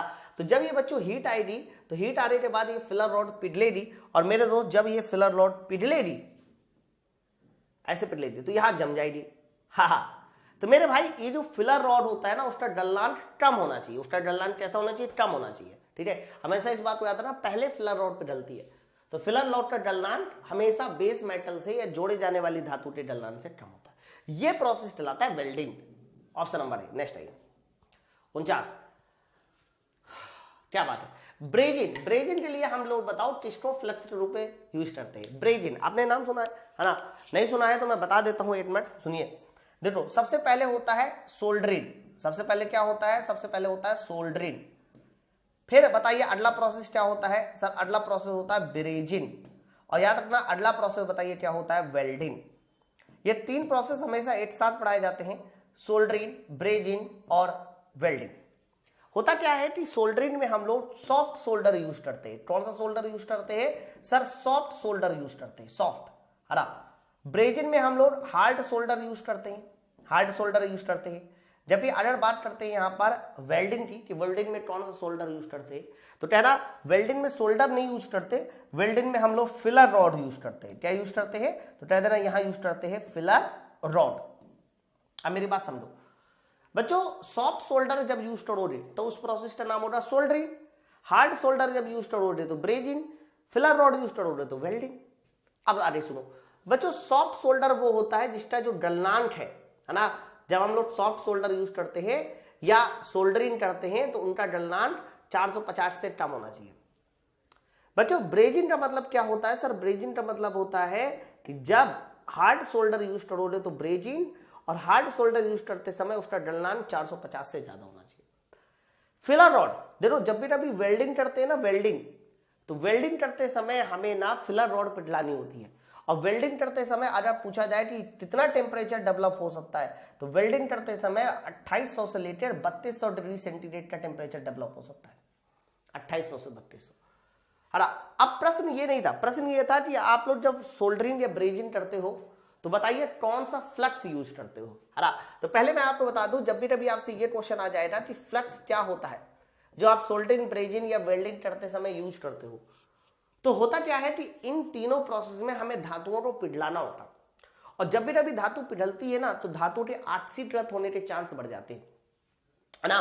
तो आप खुद सोचो, ऐसे सोचो, जैसे कि मैंने मान लीजिए 10 ग्राम सोना पिघलाया और 10 ग्राम सोना पिघलाया, पिघलने के बाद वो सोना ऑक्सीकृत हो गया। पता चला पिघलाया था 10 ग्राम, ऑक्सीकृत हो गया तो बचा हमारा 8 ग्राम। मेरे भाई 2 ग्राम सोने का नुकसान हो गया। और 2 ग्राम सोना बताइए 12,000 का आता है, समझो बात को। इसीलिए हम लोग क्या करते हैं कि जब भी कभी फ्लक्स किसी धातु को पिघलाते हैं ना, तो फ्लक्स यूज करते हैं। फ्लक्स क्या करता है? फ्लक्स का काम होता है धातु को ऑक्सीकृत होने से बचाना, है ना। धातु को ऑक्सीकृत होने से बचाना, ये ध्यान रखना। ये किसका काम होता है? सर यही काम होता है मेरे फ्लक्स का। अब मेरी बात समझ पा रहे हैं ना, है ना। तो ध्यान रखना फ्लक्स के तौर पे यूज क्या करते हैं, तो कहना सोल्डरिंग करते समय हम जो फ्लक्स के तौर पे यूज करते हैं मेरे दोस्त, वो यूज करते हैं बोरेक्स। बोरेक्स, है ना। बोरेक्स का फॉर्मूला क्या होता है? तो कह देना Na2B4O7, Na2B4O7, सुहागा। अब देखो सुहागा को गुड लक कह दिया, लेकिन सही आंसर सुहागा है, बोरेक्स बोलते हैं इसको। ठीक है, चलो आगे बढ़ते हैं। नेक्स्ट क्वेश्चन अगला, ये रहा 50। बच्चों इन्होंने बोला है कि सोल्डर में बताइए किसका मिश्र धातु होता है। ये आसान है बच्चों। ध्यान रखना जितने भी हमारे सोल्डर होते हैं उसमें 2 धातुओं का मिश्रण होता है। उनमें से एक होता है पीबी जिसको लेड बोलते हैं, और दूसरा होता है एसएन जिसको टिन बोलते हैं। तो पीबी प्लस एसएन, इसमें कुछ था ही नहीं, lead plus tin. Option number A. चलो आगे नेक्स्ट। तापमान सबसे अधिक किसी को होता है? देखो ये वाला सवाल भी मैंने अभी पूरा डिटेल में आपको समझा ही दिया, है ना। इन्होंने बोला है सोल्डरिंग, ब्रेजिंग, वेल्डिंग, इनमें से बताओ किसका तापमान सबसे अधिक है। अभी बताया सोल्डरिंग का 450 से कम, ब्रेजिंग का 450 से ज्यादा, और वेल्डिंग का कितना होता है? सर वेल्डिंग का होता है 2800 से 3200। तो सबसे ज्यादा टेम्परेचर बच्चों ध्यान रखना वेल्डिंग का ही होता है। ऑप्शन नंबर सी। नेक्स्ट है 52 नंबर। बोला जा रहा है कि 2 एक ही प्रकार की धातुओं को उसी धातु की फिलर रॉड से जोड़ते हैं तो बताइए क्या कहलाती है। जब भी कभी धातु और फिलर रॉड सेम हो जाए, मतलब जोड़े जाने वाली धातु भी कॉपर की हो है, फिलर रॉड भी कॉपर का हो, तो जब दोनों चीजें बच्चों कॉपर की होती है, यानी दोनों सेम मटेरियल के होते हैं, ऐसी वेल्डिंग को हम बोलते हैं होमोजीनियस वेल्डिंग। क्या बोलते हैं? होमोजीनियस वेल्डिंग बोलते हैं। Option number B. नेक्स्ट आइए, आग लगने के 3 कारक क्या है? बच्चों जहां कहीं भी आग लगती है तो आग लगने के 3 कारक हमें सबसे पहले ऑक्सीजन आता है, ईंधन आता है, और उसके अलावा ध्यान रखना एक और चीज होती है जो आग लगने में सबसे ज्यादा जरूरी होती है, जिसका नाम है ऊष्मा। तो ऑक्सीजन, ईंधन, ऊष्मा, ध्यान रखना यही हमारे आग लगने के 3 कारक होते हैं। बराबर भाई। बच्चों आप लोग को पता है जितने भी हमारे फायर एक्सटिंग्विशर है, यानी जो आग बुझाते हैं, वो ऑक्सीजन की सप्लाई को रोक देते हैं। आप कोई भी फायर एक्सटिंग्विशर ले लीजिए, CO2, फोम टाइप, कोई भी ले लीजिए, वो सब ऑक्सीजन की सप्लाई को रोक देते हैं। जब ऑक्सीजन की सप्लाई रुक जाएगी तो आग वहां बुझ जाएगी। तो अगर कोई पूछे कि फायर एक्सटिंग्विशर इनमें से किसकी सप्लाई को रोक कर आग बुझाते हैं, तो कहना ऑक्सीजन की। ठीक है, चलो नेक्स्ट आइए अगला।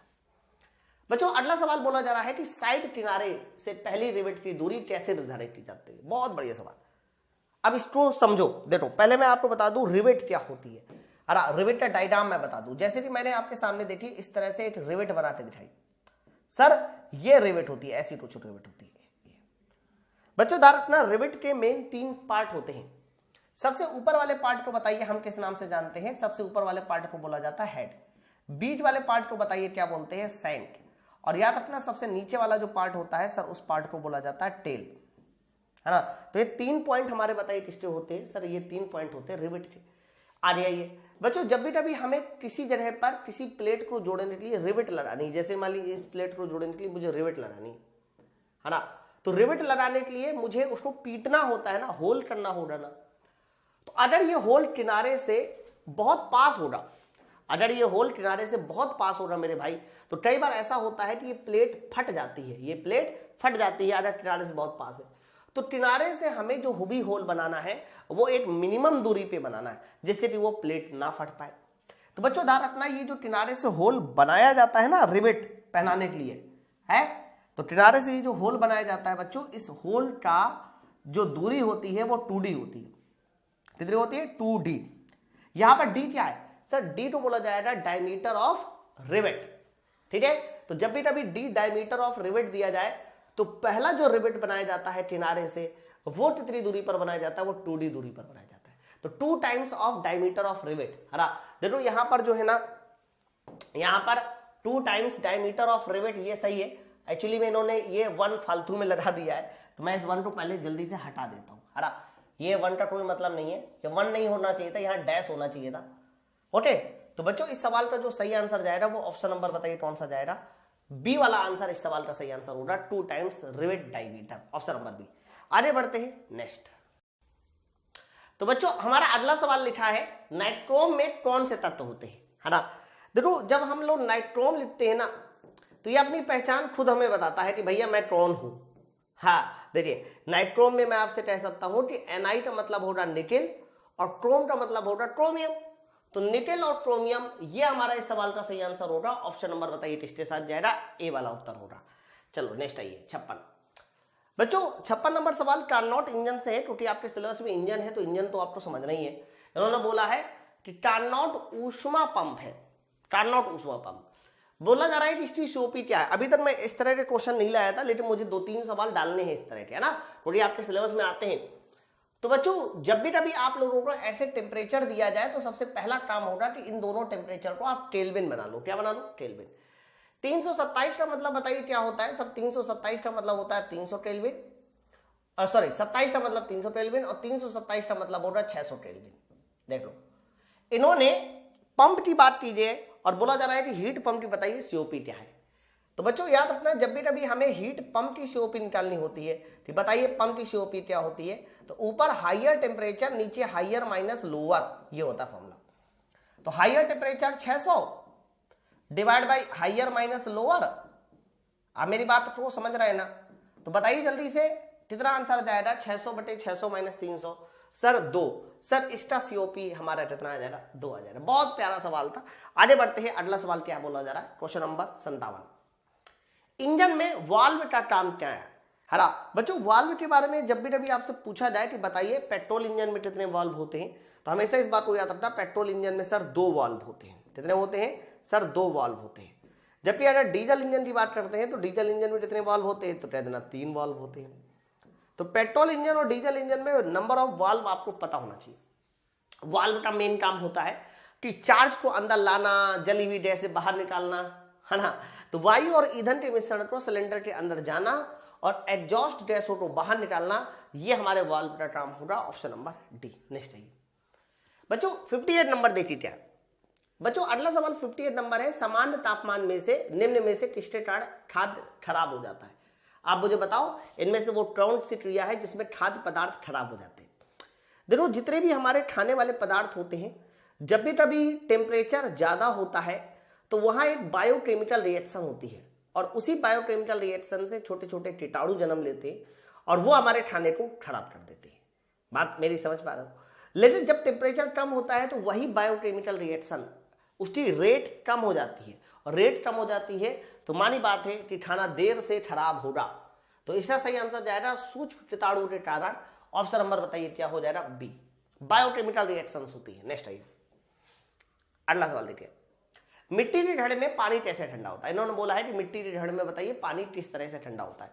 जैसे कि मान लीजिए आपके सामने ये मैंने इस तरह से मिट्टी का घड़ा बना दिया, है ना।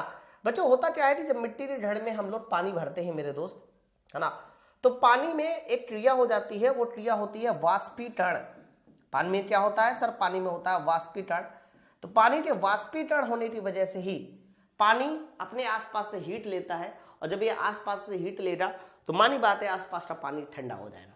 तो वाष्पीकरण वो प्रक्रिया होती है, इवापोरेशन वो प्रक्रिया होती है जिसमें कह सकते हो पानी हमारा ठंडा हो जाता है। ऑप्शन नंबर सी। नेक्स्ट है अगला देखिए बच्चों, अगला सवाल लिखा है 3000 आरपीएम। ये सवाल इंपॉर्टेंट है 60 नंबर।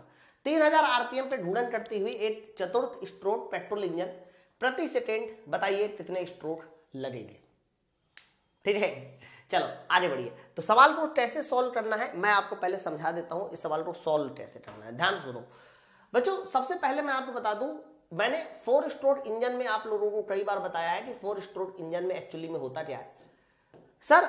4 स्ट्रोक इंजन का मतलब ये होता है कि जब पिस्टन के 4 स्ट्रोक लगेंगे अर्थात क्रैंक के 2 राउंड लगेंगे, तो बताइए कितनी बार पावर मिलेगी सर, 8 बार पावर मिलेगी। पिस्टन के 4 स्ट्रोक या क्रैंक के 2 राउंड में 8 बार पावर मिलेगी। बच्चों क्रैंक के 2 राउंड में 8 बार पावर मिलेगी, हाँ। तो बच्चों क्रैंक के तो 3000 राउंड है, 3000 राउंड है।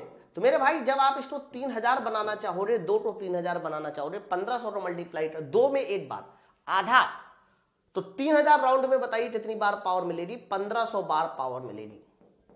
कितनी बार पावर मिलेगी, 1500 बार पावर मिलेगी। तो 1500 बार वाला हमारा सही आंसर जाएगा। लेकिन 1500 बार जब पावर मिलेगी ना, ये प्रति मिनट होगा। ये क्या होगा सर, 1 मिनट होगा। यानी 1 मिनट में अगर पहिया 3000 चक्कर लगाएगा तो उसमें से बताइए कितनी बार आपको पावर मिलेगी सर, 1500 बार पावर मिलेगी। यही आप बोलोगे। लेकिन प्रश्न में देखो 1 मिनट की कैलकुलेशन ही नहीं की, इन्होंने तो 8 सेकेंड की है। तो बच्चों अगर 8 सेकेंड की कैलकुलेशन की जाए कि बताइए 8 सेकेंड में कितनी बार पावर मिलेगी, तो 1500/60 करना होगा आपको, 1500/60 करना होगा मेरे भाई। इससे ये कैंसिल, और देखो 25 छक्का 150 होता है, यानी 8 सेकेंड में बताइए कितनी बार पावर मिलेगी, 25 बार।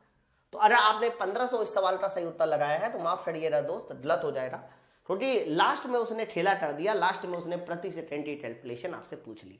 Option number B. चलो नेक्स्ट आइए, कार्यशाला में असुरक्षित पहनावे के अंतर्गत क्या आता है। असुरक्षित पहनावे का मतलब ये कि एक ऐसा पहनावा जिससे कि दुर्घटना हो सके, है ना। तो बच्चों ढीले कपड़े एक असुरक्षित पहनावा है, टाई बिल्कुल नहीं पहनना चाहिए, मफलर बिल्कुल नहीं पहनना चाहिए, इवन चैन, टोपी, ये सब असुरक्षित पहनावे होते हैं। तो ये सारे के सारे हमारे आंसर जाएगा ऑप्शन नंबर डी। ये सभी हमारे असुरक्षित पहनावे हैं जिससे कि दुर्घटना हो सकती है। नेक्स्ट आइए, 62 नंबर सवाल बोला जा रहा है, इनमें से किसमें लगी आग शीतल जल की बौछार उपयुक्त होगी। हाँ, इनमें से बताइए वो क्या है जिसमें लगाई गई आग को हम पानी से बुझा सकते हैं। किससे, पानी से।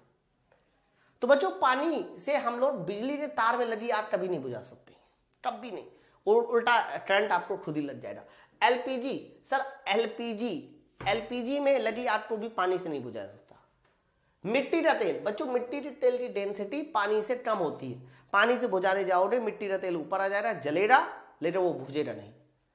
लेकिन कागज, जितने भी ठोस पदार्थ होते हैं, है ना, जैसे कि कागज, प्लास्टिक, लकड़ी, इन सब में आग बुझाने के लिए हमारा पानी की बौछार पर्याप्त है ना।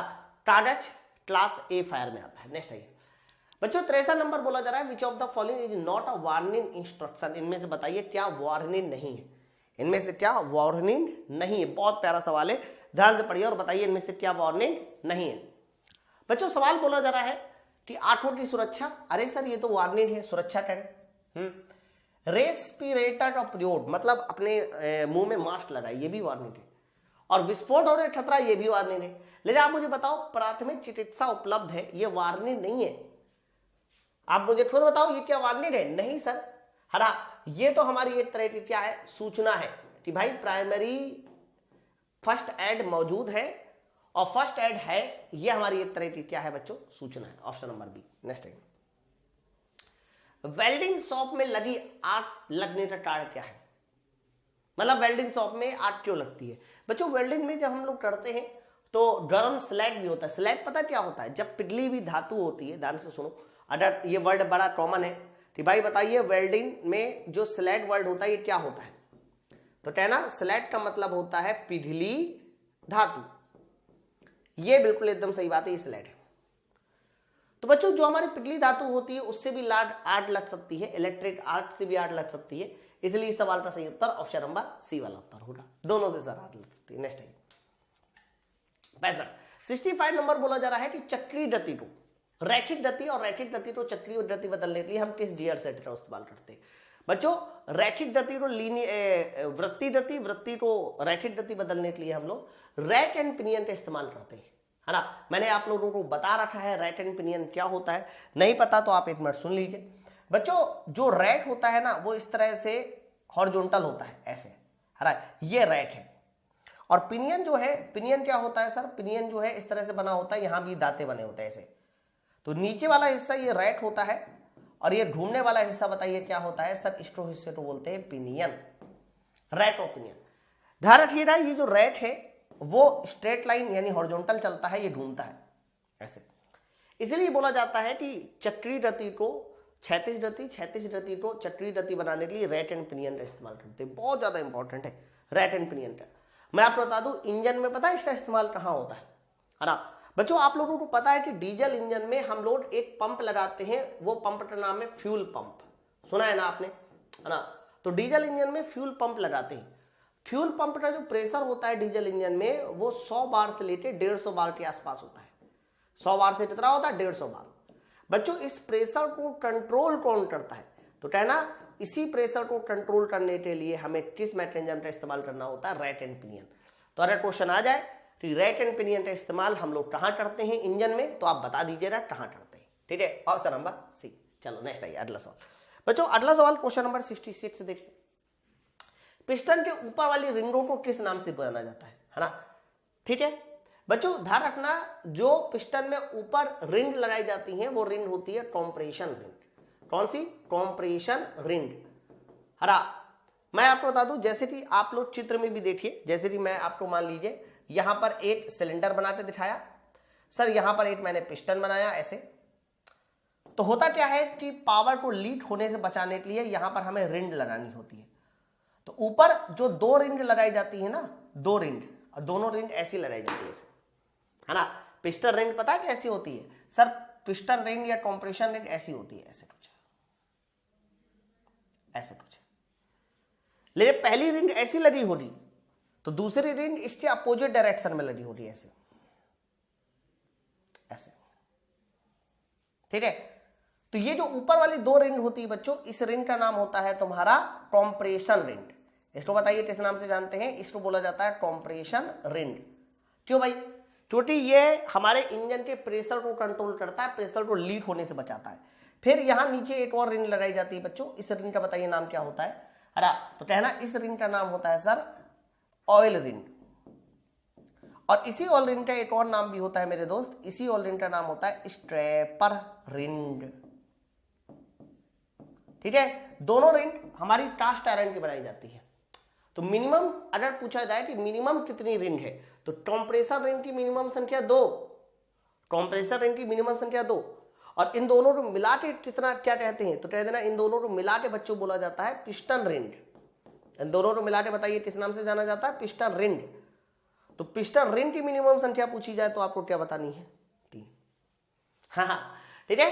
तो ऊपर वाली रिंगों का नाम बोला है, तो आंसर बताइए किसके साथ जाएगा, ऑप्शन नंबर बी के साथ जाएगा, कॉम्प्रेशन रिंग के साथ जाएगा। चलो नेक्स्ट, सिलेंडर का हेड किसका बना होता है, इजी है ना, मुझे नहीं लगता कि इसे बताने की जरूरत है बार बार। बच्चों ध्यान रखना, जो हमारा कास्ट आयरन है, एल्यूमिनियम एलॉय है, इन्हीं के बनाए जाते हैं सिलेंडर के हेड, ऑप्शन नंबर सी। अगर ध्यान रखना, अगर एल्यूमिनियम एलॉय नहीं दिया रहता तो हमेशा कास्ट आयरन लगाइए। क्लच में डंपर स्प्रिंग, बच्चों क्लच में हम लोग स्प्रिंग का प्रयोग करते हैं। स्प्रिंग का मेन काम क्या होता है कि जो झटके आ रहे हैं उनको एब्जॉर्ब करना, बस। तो इसलिए ध्यान रखना, इसका मेन काम होता है झटकों को एब्जॉर्ब करना। तो ऑप्शन नंबर बताइए ए वाला उत्तर हो जाएगा। झटकों और कंपन को अवशोषित करने के लिए हम स्प्रिंग लगाते हैं। ये वाला सवाल देखो, होल की जांच के लिए हम किस गेज का प्रयोग करते हैं, होल। फिर से सुनिए, जैसे कि मान लीजिए आपके सामने ये होल है ना, और मुझे इसकी जांच करनी है, तो होल की जांच के लिए हम लोग कोई ना कोई गेज तो इस्तेमाल करेंगे। पहली बात तो ये होल है, मतलब ये हमारा वर्क पीस है। तो बच्चों वर्क पीस की जांच के लिए, इसकी जांच के लिए हमें जो गेज बनाना होगा वो कैसा बनाना होगा, तो इसकी जांच के लिए हमें गेज बनाना होगा ऐसे शाफ्ट के जैसा, शाफ्ट के जैसा। और शाफ्ट के जैसे जब भी कभी हम लोग गेज बनाते हैं बच्चों, तो ध्यान रखना इस गेज का बताइए नाम क्या होता है, सर इस गेज का नाम होता है प्लग गेज, है ना। तो कहीं आंसर प्लग गेज है, ये देखिए ऑप्शन नंबर डी सवाल का सही आंसर है, ऑप्शन नंबर डी। चलो नेक्स्ट आइए अगला। बच्चों अगला सवाल बोला जा रहा है 70, आईसी इंजन में गवर्नर का मेन काम क्या है ना। बच्चों ध्यान रखना, आईसी इंजन में गवर्नर भी इस्तेमाल किया जाता है, और गवर्नर का मेन काम होता है कि स्पीड को कंट्रोल करना या स्पीड फ्लक्चुएशन को कम करना, है ना। इंजन के उतार चढ़ाव को, चाल स्पीड फ्लक्चुएशन को कम करना, यानी ये जो स्पीड आ रही है ना कम ज्यादा, उसको कम करना हमारे गवर्नर का काम होता है। गवर्नर यह काम कैसे करता है, तो कहना है गवर्नर ये काम करता है फ्यूल की मात्रा को कंट्रोल करके, है ना, फ्यूल की मात्रा को कंट्रोल करके करता है। अगर कोई पूछे गवर्नर ये काम कैसे करता है, फ्यूल की मात्रा को कंट्रोल करके। तुमसे कई बार एग्जाम में ये भी क्वेश्चन आ जाता है कि बताइए किस तरह के गवर्नर हम लोग यूज करते हैं इंजन्स में, है ना। तो बच्चों सबसे पहले ध्यान रखना, एक गवर्निंग होती है जिसको बोलते हैं हिट एंड मिस, ये एक गवर्निंग होती है हिट एंड मिस। दूसरी होती है क्वांटिटेटिव, क्वांटिटेटिव इंग्लिश में ही याद करो ना इसको, इंग्लिश में हिंदी में गलत हो जाएगा बच्चों। एक और होती है जिसको बोलते हैं क्वालिटेटिव, क्वालिटेटिव, ठीक है। पूछा जाएगा कि बताइए किस तरह के इंजन में कौन सी गवर्निंग यूज करते हैं। तो बच्चों याद रखना, जो हमारे गैस इंजन होते हैं ना, गैस इंजन, तो गैस इंजन में हम लोग यूज करते हैं हिट एंड मिस। कई बार फायर इन हिट होती है, कई बार मिस होती है, हरा। क्वांटिटेटिव सर ये यूज करते हैं हम लोग पेट्रोल इंजन में, और डीजल इंजन में यूज करते हैं हम लोग क्वालिटेटिव, क्वालिटी, वहां क्वालिटी कंट्रोल होती है डीजल इंजन में, ठीक है। और पेट्रोल इंजन में क्या कंट्रोल होता है, क्वांटिटी, क्वालिटी, क्योंकि एयर और फ्यूल दोनों एक साथ अंदर आते हैं ना, तो एयर और फ्यूल की मात्रा बस कंट्रोल होती है। तो ये हमारे गवर्नर यूज किए जाते हैं। अब याद रखिएगा ऑप्शन नंबर डी सवाल का सही उत्तर होगा। नेक्स्ट आइए, पिस्टन क्लियरेंस का मान कितना होता है। बच्चों देखो आईसी इंजन का जो सिलेंडर होता है और जो पिस्टन होता है उनके बीच में थोड़ा सा गैप रखते हैं। ये गैप इसलिए होता है ताकि पिस्टन हमारा घिसे नहीं, है ना। तो वो क्लियरेंस आपको याद रखना है, और ये एकदम स्टैंडर्ड है 0.025 से ध्यान रखना 0.05, 0.025 से 0.05 mm ये पिस्टन क्लियरेंस होता है। प्लेट की मोटाई और रिवेट के व्यास के बीच क्या अनुपात है या क्या वो है संबंध है। बच्चों होता क्या है कि जैसे कि मान लीजिए आपको प्लेट की मोटाई टी पता है, प्लेट की मोटाई टी पता है, तो टी क्या है, तो कहना टी है प्लेट की मोटाई, तो रिवेट का व्यास जो हो जाएगा डी, उसका फॉर्मूला होगा 6√t, है ना। रिवेट का व्यास डी बराबर हो जाएगा मेरे दोस्त 6√t। आपको पता है यह फॉर्मूला कब यूज होता है, जब प्लेट की मोटाई 8 mm से ज्यादा होती है। जब प्लेट की मोटाई 8 mm से ज्यादा होती है तो ध्यान रखना डी बराबर फॉर्मूला होता है 6√t, ठीक है। और इस फॉर्मूले को हम एक नाम से जानते भी है सर, इस फॉर्मूले को बोला जाता है अनविन फॉर्मूला, अनविन फॉर्मूला बोलते हैं। तो आंसर बताइए किसके साथ जाएगा, ऑप्शन नंबर सी वाला उत्तर, डी बराबर 6√t। नेक्स्ट आइए, ये सवाल बेहतरीन है। क्वेश्चन नंबर 73 देखिए क्या है बच्चों। अभी ना 2 सेट हुए, मैंने 2 सेट में इस तरह के सवाल डाले नहीं है, लेकिन अगले सेट में डालूंगा, क्योंकि मैं ये देख रहा हूं ना कि मैं मेरी माइंड में चल रहा है कि मैंने अभी तक आपको कैसे सवाल सॉल्व करा दिया और कैसे बाकी है। जैसे कि वाला सवाल अब मुझे डालना है और कल अगले वाले सेट में इस तरह के सवाल ज्यादा आएंगे। 4 स्ट्रोक इंजन में जब एक्चुअल वाल्व खुलता है तो क्रैंकशाफ्ट का कोणीय विस्थापन कितना होता है ना बच्चों। एक्चुअल वाल्व खुलता है, मैं आपको बता दूं, जब भी कभी हम लोग 4 स्ट्रोक इंजन में वाल्व टाइमिंग डायग्राम पढ़ते हैं तो वाल्व टाइमिंग डायग्राम में देखो क्या होता है बच्चों, ऊपर हमारा टीडीसी लिया जाता है और नीचे हमारा बीडीसी। जब भी कभी हमें आईसी इंजन का इनलेट वाल्व खोलना होता है तो खोलते समय इनलेट वाल्व को हमें टीडीसी के पहले ओपन करना होता है और ओपन होते होते होते होते जब क्लोज करना होता है तो बीडीसी के बाद क्लोज करना होता है। तो इनलेट वाल्व ओपन कब होता है तो कहना टीडीसी के पहले, इनलेट वाल्व क्लोज कब होता है बीडीसी के बाद। बच्चों ये एंगल जो है 180 से देख लीजिए हमारा ज्यादा है, देख लो, तो 180 से ज्यादा वाला एंगल होगा। और ऐसा पता क्यों करते हैं, ऐसा इसलिए करते हैं ताकि इंजन में ज्यादा फ्यूल अंदर आए, जितना ज्यादा फ्यूल अंदर आएगा हमें इंजन की पावर भी उतनी ज्यादा मिलेगी, है ना, ऑप्शन नंबर बी। और इसीलिए पता है इस मैकेनिज्म को हमने एक बाइक में यूज किया और उस बाइक का पता है नाम क्या है, पैशन प्रो। पैशन प्रो की बाइक देखिए, पैशन प्रो की बाइक देखनी है तो वहां पर एक सिस्टम लिखा होता है, फुल फॉर्म लिखा होता है। सर उस फुल फॉर्म का बताइए नाम क्या होता है, उस फुल फॉर्म का नाम होता है एपीडीवी। एपीडीवी का बताइए मतलब क्या होता है। सर एपीडीवी का पूरा नाम मैंने पहले भी बता रखा है, इसका पूरा नाम होता है advance pre digital valve ignition system, है ना sir, advance pre digital valve ignition system.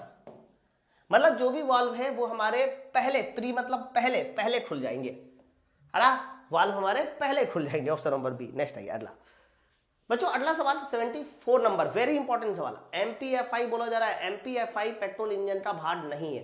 इन्होंने बोला है कि बताइए एमपीएफआई पेट्रोल इंजन का भाग नहीं है। देखो यार थोड़ा समय लूंगा क्योंकि ये पॉइंट ना इतना प्यारा है और बहुत सारे लोगों को हमेशा कंफ्यूजन में रहता है, इसलिए आपको लगेगा कि 75 क्वेश्चन हो तो रहे हैं। मैं चाहूंगा अभी 1 मिनट में क्लास खत्म कर दूं, लेकिन मैं अभी 10 मिनट का समय लूंगा सिर्फ इसी क्वेश्चन में, क्योंकि इस क्वेश्चन को समझाना बड़ा जरूरी है, इससे सवाल बनेगा। देखो आप लोगों ने पेट्रोल इंजन 2 जगह पढ़े होंगे, है ना, आप लोगों ने पेट्रोल इंजन 2 जगह पढ़े होंगे कि सर पेट्रोल इंजन हमारी बाइक में भी होता है, ध्यान से सुनो, और पेट्रोल इंजन जो है हमारी कार में भी होता है। बताइए सुना है ना कि पेट्रोल इंजन सर देखो हम लोग बाइक में भी पढ़ते हैं, पेट्रोल इंजन हम लोग कार में भी पढ़ते हैं। Very good sir, petrol engine में आपने हमेशा पढ़ा है कि पेट्रोल इंजन में स्पार्क प्लग होता है, पढ़ा होगा। आपने ये भी पढ़ा होगा कि पेट्रोल इंजन में कार्बोरेटर होता है, पढ़ा होगा।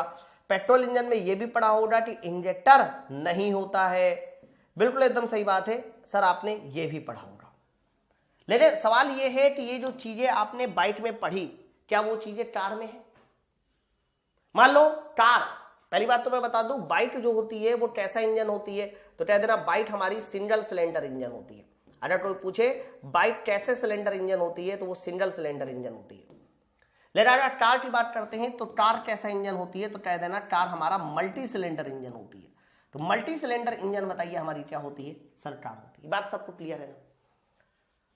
ओके अब सुनो ध्यान से बच्चों, जब हम बाइक पढ़ते हैं ना तो बाइक पढ़ते समय कहते हैं कि बाइक में देखो सर स्पार्क प्लग का यूज होगा ताकि स्पार्किंग जनरेट कर सके, कार्बोरेटर का यूज होगा ताकि जो है अलग हमारे इंजन में एयर और फ्यूल की मात्रा आ सके, लेकिन इसमें इंजेक्टर का यूज नहीं होता। बाइक में पेट्रोल इंजन यूज करते हैं, उसमें स्पार्क प्लग होता है, कार्बोरेटर होता है, लेकिन इंजेक्टर नहीं होता। लेकिन जैसे ही हम लोग कार में आ जाते हैं, that means multi cylinder engine में आ जाते हैं, तो हमें स्पार्क का आने के लिए स्पार्क प्लग चाहिए। और अलग अलग सिलेंडर के लिए, जैसे कि मान लो इसमें 4 सिलेंडर है, तो बच्चों अलग अलग सिलेंडर के लिए यानी 4 सिलेंडर के लिए हमें कितने स्पार्क प्लग चाहिए, 4। तो बच्चों हमें कार्बोरेटर भी 4 चाहिए। लेकिन जैसे हम ये बात बोलते हैं कि कार्बोरेटर हमें 4 चाहिए, वहीं से ठेला खत्म, वहीं से ठेला खत्म। वहीं से ठेला इसलिए खत्म हो जाता है क्योंकि 4 कार्बोरेटर लगाना महंगा होता है। महंगा होने के साथ साथ एक और दिक्कत आती है, जैसे कि मैंने आपसे कहा कि मेरे पास मान लीजिए ये रहा कार्बोरेटर, है ना।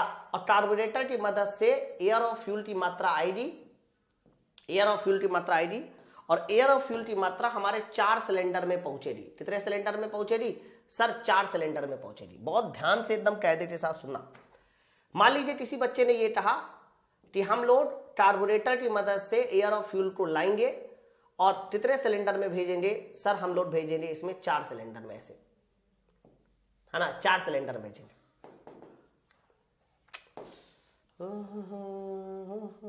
ऐसे, है ना। तो ये मान लीजिए हमारा पहला सिलेंडर हो गया, ये मान लीजिए हमारा दूसरा सिलेंडर हो गया, ये तीसरा, ये चौथा। तो बच्चों ऐसा भी लोग कह सकते हैं कि चलो भाई 4 कार्बोरेटर मत लगाओ, महंगा पड़ रहा है, 4 लगाए तो महंगा, इसलिए कार्बोरेटर नहीं यूज कर सकते। लेकिन कोई कह सकता है कार्बोरेटर मत लगाओ सर, महंगा पड़ रहा है, हरा। आप एक काम करो, एक कार्बोरेटर ही इस्तेमाल कर दो। क्या इस्तेमाल कर दो? एक कार्बोरेटर। तो जब एक कार्बोरेटर इस्तेमाल करेंगे तो यहां से एयर और फ्यूल बताइए क्या आएगा? सर एयर और फ्यूल का जो अनुपात आएगा वो 15:1 आएगा। लेकिन होता क्या है कि जो सिलेंडर पहले मिलता है उसमें इसकी मात्रा ज्यादा चली जाती है, जो सिलेंडर लास्ट में मिलता है उसमें इसकी मात्रा कम जाती है, जिसकी वजह से हमारे इंजन की पावर जो है ना अनबैलेंस तरीके से प्राप्त होती है। उसी अनबैलेंस तरीके से पावर प्राप्त करने के चक्कर में हमारे इंजन की लाइफ भी कम हो जाती है। 1980 से पहले जितनी भी हमारी कार हुआ करती थी, 1980 से पहले उन सब कारों में हम एक कार्बोरेटर लगाकर सभी सिलेंडर को पावर दे देते थे, काम चला लेते थे। लेकिन 1980 के बाद पहली एक ऐसी गाड़ी आई जिसका नाम है मारुति 800। बच्चों मारुति 800 ने सबसे पहले कार्बोरेटर को अपनी कार से हटा ही दिया, कार्बोरेटर को अपनी कार से हटा ही दिया। उसने एक सिस्टम इंट्रोड्यूस किया और उस सिस्टम का नाम दिया MPFI। क्या नाम दिया? MPFI। बच्चों MPFI का पूरा नाम होता है multi point fuel injection system. Multi point fuel injection system, ठीक है, multi point fuel injection system. उसने कहा कि भैया हम कार में कार्बोरेटर नहीं इस्तेमाल करेंगे, हम कार में इंजेक्टर इस्तेमाल करेंगे। अलग अलग सिलेंडर के लिए अलग अलग इंजेक्टर लगा दिए, और जैसा हमारा डीजल इंजन में होता है लगभग सेम वर्किंग की, बस अंतर यह होता है कि एयर अलग आएगी। समझो बात को, एयर कहां से आएगी? सर एयर आएगी वहीं से जहां से आनी थी, और इंजेक्टर के थ्रू हम पेट्रोल अंदर डाल देंगे सब में, ठीक है। तो multi point injector system use किया, तब से कार में दो है, कार्बोरेटर का इस्तेमाल खत्म हो गया, कार में इंजेक्टर लगने लगा, ठीक है। तो बाइक के लिए आपको बताना है कि क्या यूज होता है क्या नहीं, और कार के लिए बताना है क्या यूज होता है क्या नहीं, ठीक है। अब सवाल देखो, यही लिखा है, यही सवाल है कि कौन सा MPFI पेट्रोल इंजन का भाग नहीं है। तो नहीं है तो आपको आंसर जाएगा तुम्हारा कार्बोरेटर के साथ multi point fuel injection system में कार्बोरेटर का इस्तेमाल नहीं होता, है ना। चलो आ जाइए नेक्स्ट। निम्नलिखित में कौन सा संकेत नीली पृष्ठभूमि पर सफेद संकेत द्वारा वृत्त के आकार में बनाए जाते हैं? बच्चों अगर आपकी पृष्ठभूमि नीली है ना, और इसके अंदर आप सफेद आकार का कोई भी, पृष्ठभूमि पूरी नीली होनी चाहिए, पूरी कैसी होनी चाहिए? नीली। चल बे, पृष्ठभूमि पूरी नीली होनी चाहिए, और इस नीली पृष्ठभूमि में सफेद आकार का कोई आकृति बना दो, तो उसका मतलब होता है मैनिडेटरी, आवश्यक है ना। तो सवाल का जो सही आंसर जाएगा सर ऑप्शन नंबर ए वाला जाएगा, मैनिडेटरी के साथ, ठीक है। तो बच्चों यहां पर मैंने 75 क्वेश्चन आपको डीजल मैकेनिक यानी ऑटोमोबाइल का जो दूसरा सेट था वो फिनिश कर दिया मेरे भाई। इसके बाद हम लोग अगले तीसरे सेट की ओर बढ़ेंगे, ठीक है। कैसा लगा आपको सेट, कैसी लगी एक्सप्लेनेशन, कैसी नॉलेज बढ़ी, मुझे जरूर सब लोग बताएं।